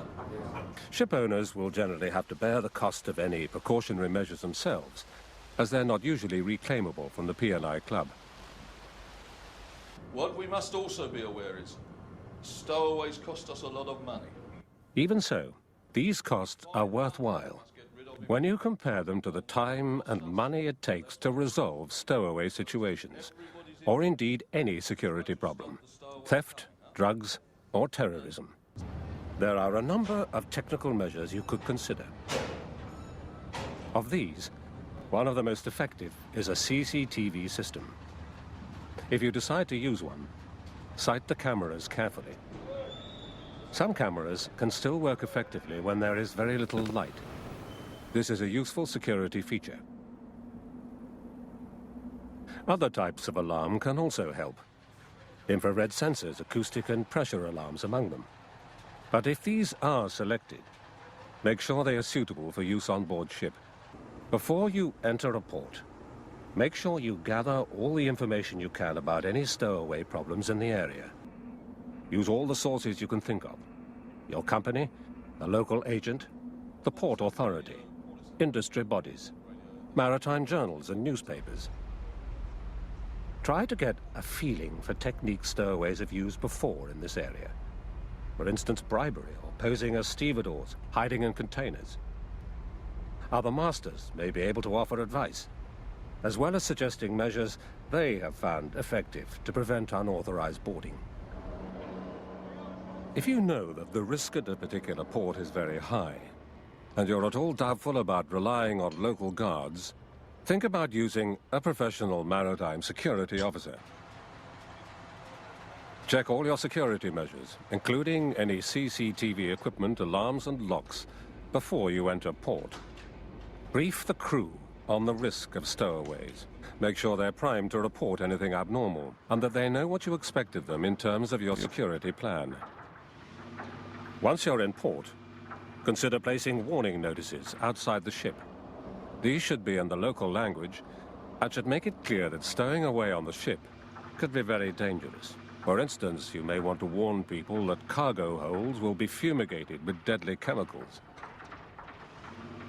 It might also be worth setting false destination notices. After all, Somalia as a destination is probably less attractive to potential stowaways than Rotterdam. Lock or guard accommodation doors, including internal doors, while the vessel is in port. If you can't use a lock, use tamper-proof or wire seals instead. They will let you know if an entry has been made. Don't open any access unless it's for an operational purpose. Close any access immediately it's not being used. And make anywhere else that could be used to gain access to the ship as secure as you can. Floodlight the ship and the surrounding area at night. Keep a 24-hour watch. Give your watchkeepers clear instructions. They should be on the lookout for boarders, especially during the night. Allocate watchkeepers to every access point, and make sure they've got a way to communicate and raise the alarm. Assign a crew member to gangway duty. Make sure they tally all boardings and disembarkations, and that they know what to do when any visitors, repairmen or stevedores want to come on board. In particular, keep accurate records of stevedore gangs. Allow them gangway access only, and if the cargo isn't being worked, clear them off the ship. Always try to control access to your ship. Keep the gangway hoisted when it's not in use, provided that you're not breaching any port or safety regulations. Organize random patrols. Ask them to check that locks are still locked and seals are still unbroken. and warn them to keep a lookout for people in unusual areas. Search the ship thoroughly before you leave port. Draw up a checklist to help you. The more dark, seemingly locked and unlikely a place, the more it'll be worth searching. If you're taking unsealed containers on board, open and inspect as many as you can. Seal them before they're loaded. Beware soft-top containers. They're popular with freelance stowaways, that is, those who aren't part of the professional gang. It's absolutely vital that you make entries in the logbook mentioning everything you've done to prevent stowaways boarding the ship. If they are found on board, the master can use his checklist to file a comprehensive report. At the very least, this will serve as a reliable source of reference. At some point, maybe even evidence in a court of law.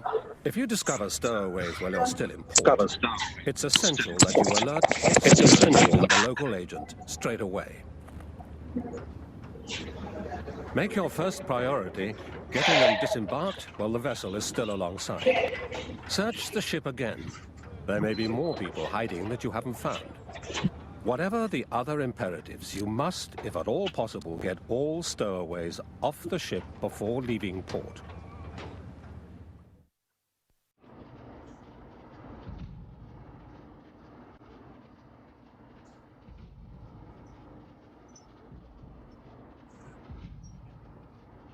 If you are underway when stowaways are discovered, separate them straight away and take them to a secure area. Pandey होती जगह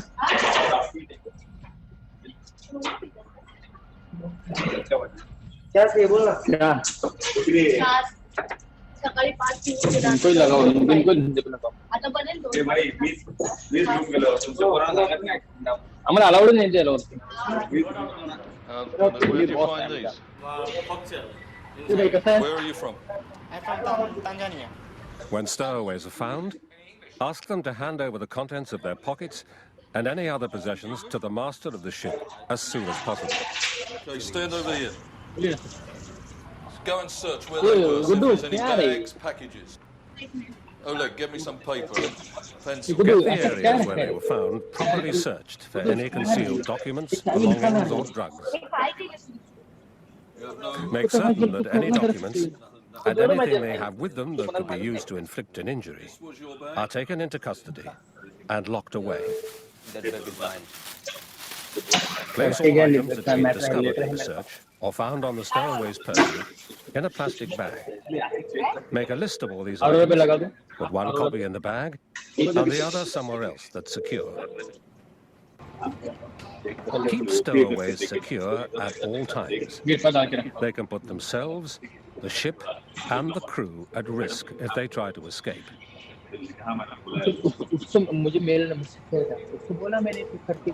Treat all stowaways with humanity. Make sure they're given enough food and water and access to a toilet. Ensure that each one has a life jacket. Give them basic emergency training to cover things like fire or abandoning ship. In short, take appropriate measures to establish the security, general health, welfare and safety of the stowaways until disembarkation. Search the entire ship again and record the fact that you have done so in the deck log. Many stowaways are reluctant to give any information about themselves, but try to get what you can. So you went to school in... There are IMO guidelines available which list the sort of questions you should ask, as well as advising on how to treat them. Where do you go? However, the master is not an immigration officer and should always keep in mind that the individual may have suffered a great deal and be under a lot of stress. Details that you should aim for should include their name, nationality, address, where and when they were born, any details about their parents or next of kin, indeed anyone who might be able to confirm their identity. What place did you come on board? I am coming on board by the gangway. What country? From Tanzania. From Tanzania. What place? Dar es Salaam. Dar es Salaam city. Also try to find out where they boarded the ship and how they managed to do so. and what kind of stowaway it is that you're dealing with. For instance, are they asylum seekers? If possible, take a photograph of each stowaway.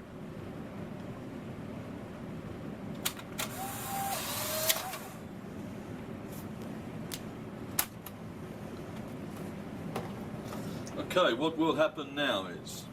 I am now hungry. No, that comes after. What will happen now is you will go back to your own country. We will send you back to Tanzania. While you are on the ship, we will feed you. Yeah, I am a refugee now. I will go in my country, or I will go another country. No, you will go back to your own country. We send you back to Tanzania. Portishead Radio. As soon as any stowaways are discovered, there's a list of people whom you must tell straight away. That includes your owner and the managers and your ship's agents at the next port of call. Hello, Eck. Yeah, I've got a bit of a problem here. I've picked up 2 stowaways. I've let the agents in the next port know, and they're going to let P&I know. We found one after about an hour after we had sound, and we found the second one a couple of hours after that. One was in the forecastle, one was on the top of the bloody jumbo.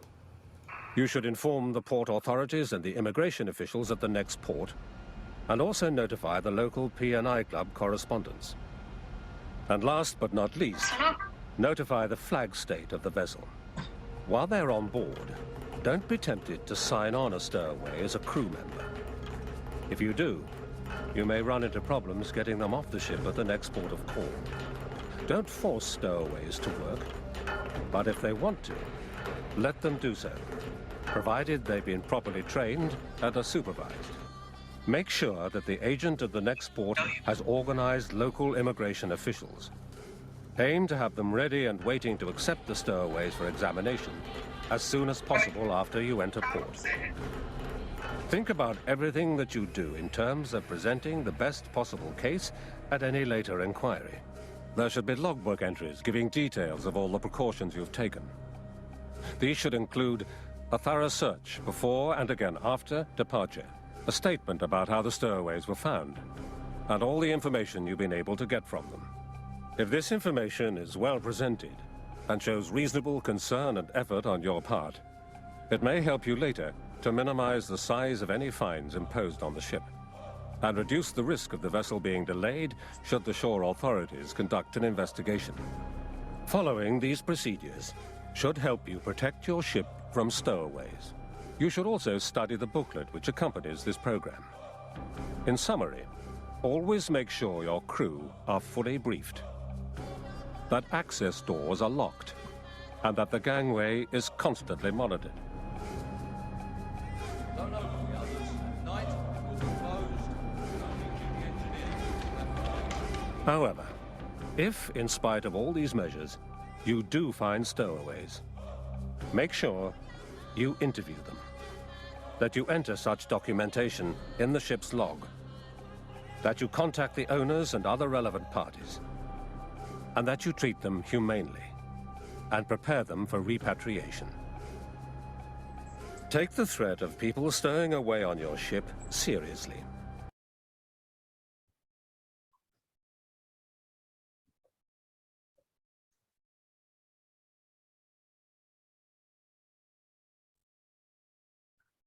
चलिए, this was स्टोवेज।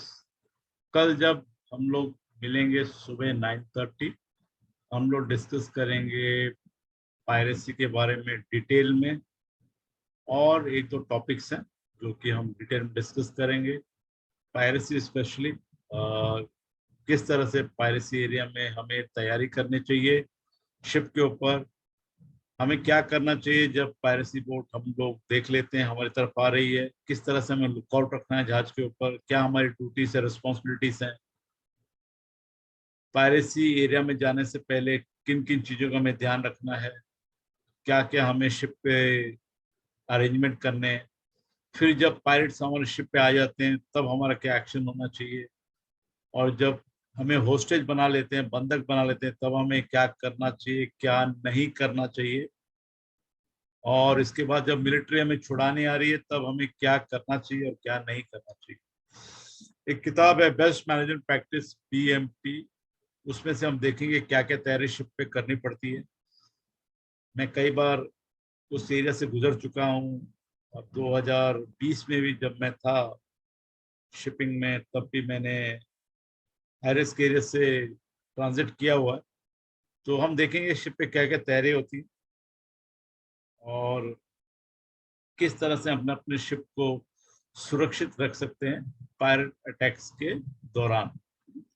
फिर हम वो एक film भी देखेंगे piracy के ऊपर, captain Philips, जो कि एक शिप था मस्क अलाबामा, उसको हाईजैक किया जाता है और हम देखेंगे किस तरह से पायरेट शिप को हाईजैक करते हैं। मूवी 2.5 घंटे की है, बट हम सिर्फ आधा घंटा देखेंगे। और जब भी आपको टाइम मिले आप इस मूवी को जरूर देखिए, कैप्टन फिलिप्स। ये हॉलीवुड की मूवी है, बहुत अच्छी तरह से बनाई गई है और इसमें बताया गया कि पायरेसी किस तरह होती है, क्या क्या इसके डेंजर्स हैं, किस तरह से पायरेट शिप पे आते हैं, किस तरह से वो लोगों को टॉर्चर करते हैं, ये सब इस मूवी में दिखाया गया है। सर कौन सी मूवी, क्या नाम है? Captain Phillips. कल मैं आपको दिखाऊंगा ये मूवी का थोड़ा हिस्सा, पूरी तो नहीं दिखा सकते तो आपके 3 घंटे मूवी में चले जाएंगे। कैप्टन फिलिप का मूवी नाम? हाँ, कैप्टन फिलिप्स। कल मैं दिखाऊंगा मूवी, तो आप उसमें जो से। सोमालियन लोगों ने अटैक किया था। हाँ, सोमालियन पायरेट्स ने अटैक किया था। टॉम हैंक्स की पिक्चर है, काफी अच्छी पिक्चर है। और इस पे एक डॉक्यूमेंट्री भी है। उस डॉक्यूमेंट्री में जो जहाज उसमें कैप्टन थे, चीफ ऑफिसर थे, थर्ड ऑफिसर थे, उनका इंटरव्यू है। तो वो हम डॉक्यूमेंट्री नहीं देखेंगे, पिक्चरें थोड़ी ज्यादा देखने में अच्छी लगती है, डॉक्यूमेंट्री में लोग बोर हो जाते हैं। तो जो फिल्म है वो ज्यादा, कई इवेंट्स हैं, जैसे मिल्खा सिंह की पिक्चर हो गई है, जो भी आपने पिक्चरें देखी है ना, वो पिक्चरें देख के हमें ज्यादा समझ आती है कॉमर्शियल मूवी देख के, यानी कि डॉक्यूमेंट्री से ज्यादा। तो कल हम वो पिक्चर भी देखेंगे, अच्छी बनाई गई है ना। उसमें अपना जो हमारी एक पिक्चर थी पायरेसी के ऊपर, देखी आप लोगों ने, भारत, सलमान खान की, भारत की क्या थी वो, सलमान खान की एक पिक्चर थी, उसमें पायरेसी के बारे में बताया हो, और आप देख के हंसोगे। उसमें वो अमिताभ बच्चन का गाना गाता है और वो पायरेट्स खुश हो जाते हैं उनको। देखिए आप लोगों ने, सलमान खान के फैन नहीं कोई? तो हमें शिप पे बहुत मौका मिलता है सब फालतू फालतू पिक्चर देखने का भी। तो उसमें एक पिक्चर हमने ये लगाई थी, शायद पिक्चर का नाम भारत है शायद। वो उसमें ऑफिसर होता है जहाज के ऊपर और पायरेट्स चढ़ जाते हैं, तो उनको फिर वो अमिताभ बच्चन का गाना सुनाता है, फिल्मी गाना, वो खुश हो जाते हैं, पायरेट जहाज को छोड़ देते हैं। तो ऐसी बकवास मूवी हमारे बॉलीवुड में बन सकती है, जिनका कोई सर कुछ नहीं है, कोई स्टोरी नहीं है उस पिक्चर में, और पूरा झूठ दिखाया गया है। मतलब कम से कम पायरेसी के ऊपर रिसर्च तो करो, क्या पायरेसी होती है। और उसमें दिखाया गया है वो इंजन रूम में काम करता है और काम कर रहा है और डेक के ऊपर घूम रहा है, यूनिफॉर्म डेक वालों के पहन के घूम रहा है, सब उल्टा सुल्टा दिखाया। मतलब कम से कम थोड़ा तो हकीकत के साथ रिलेट करो। तो ऐसी हमारी पिक्चरें होती हैं, कई पिक्चर, और बड़े फैन मतलब फॉलोइंग है इन एक्टर्स की, तो फिल्में चल पड़ती, जबकि फिल्म में कोई दम नहीं होता। चलिए, इसी के साथ आज का सेशन कंप्लीट करते हैं, मुझे भी अभी दूसरी क्लास के लिए जाना है। धन्यवाद, शुक्रिया। आफ्टरनून सेशन नहीं होगा ना? 2 बजे, 2 से 5। 2 से 5 2 से 5, 2 बजे वापस। ठीक है सर, ठीक है सर। अभी लंच कीजिए, 2 बजे आके लॉग इन कीजिए। 2 से 5 आपका आफ्टरनून में सेशन। सर मॉर्निंग वाला अटेंडेंस नहीं होगा क्या? अटेंडेंस में देख ले, सब प्रेजेंट है। मैं रहते हैं ना, सब दिख जाते हैं। जी। हाँ, तो ऐसे मैं बोलूं, आप लोग यस सर, नो सर बोलो, टाइम वेस्ट होगा। आफ्टरनून वाला सर 2 बजे बाद स्टार्ट होगा? हाँ, 2 बजे स्टार्ट होगा। 2 बजे 2 से 5 रहेगा ना सर? 2 से 5 आफ्टरनून। Okay sir. चलिए, बाय।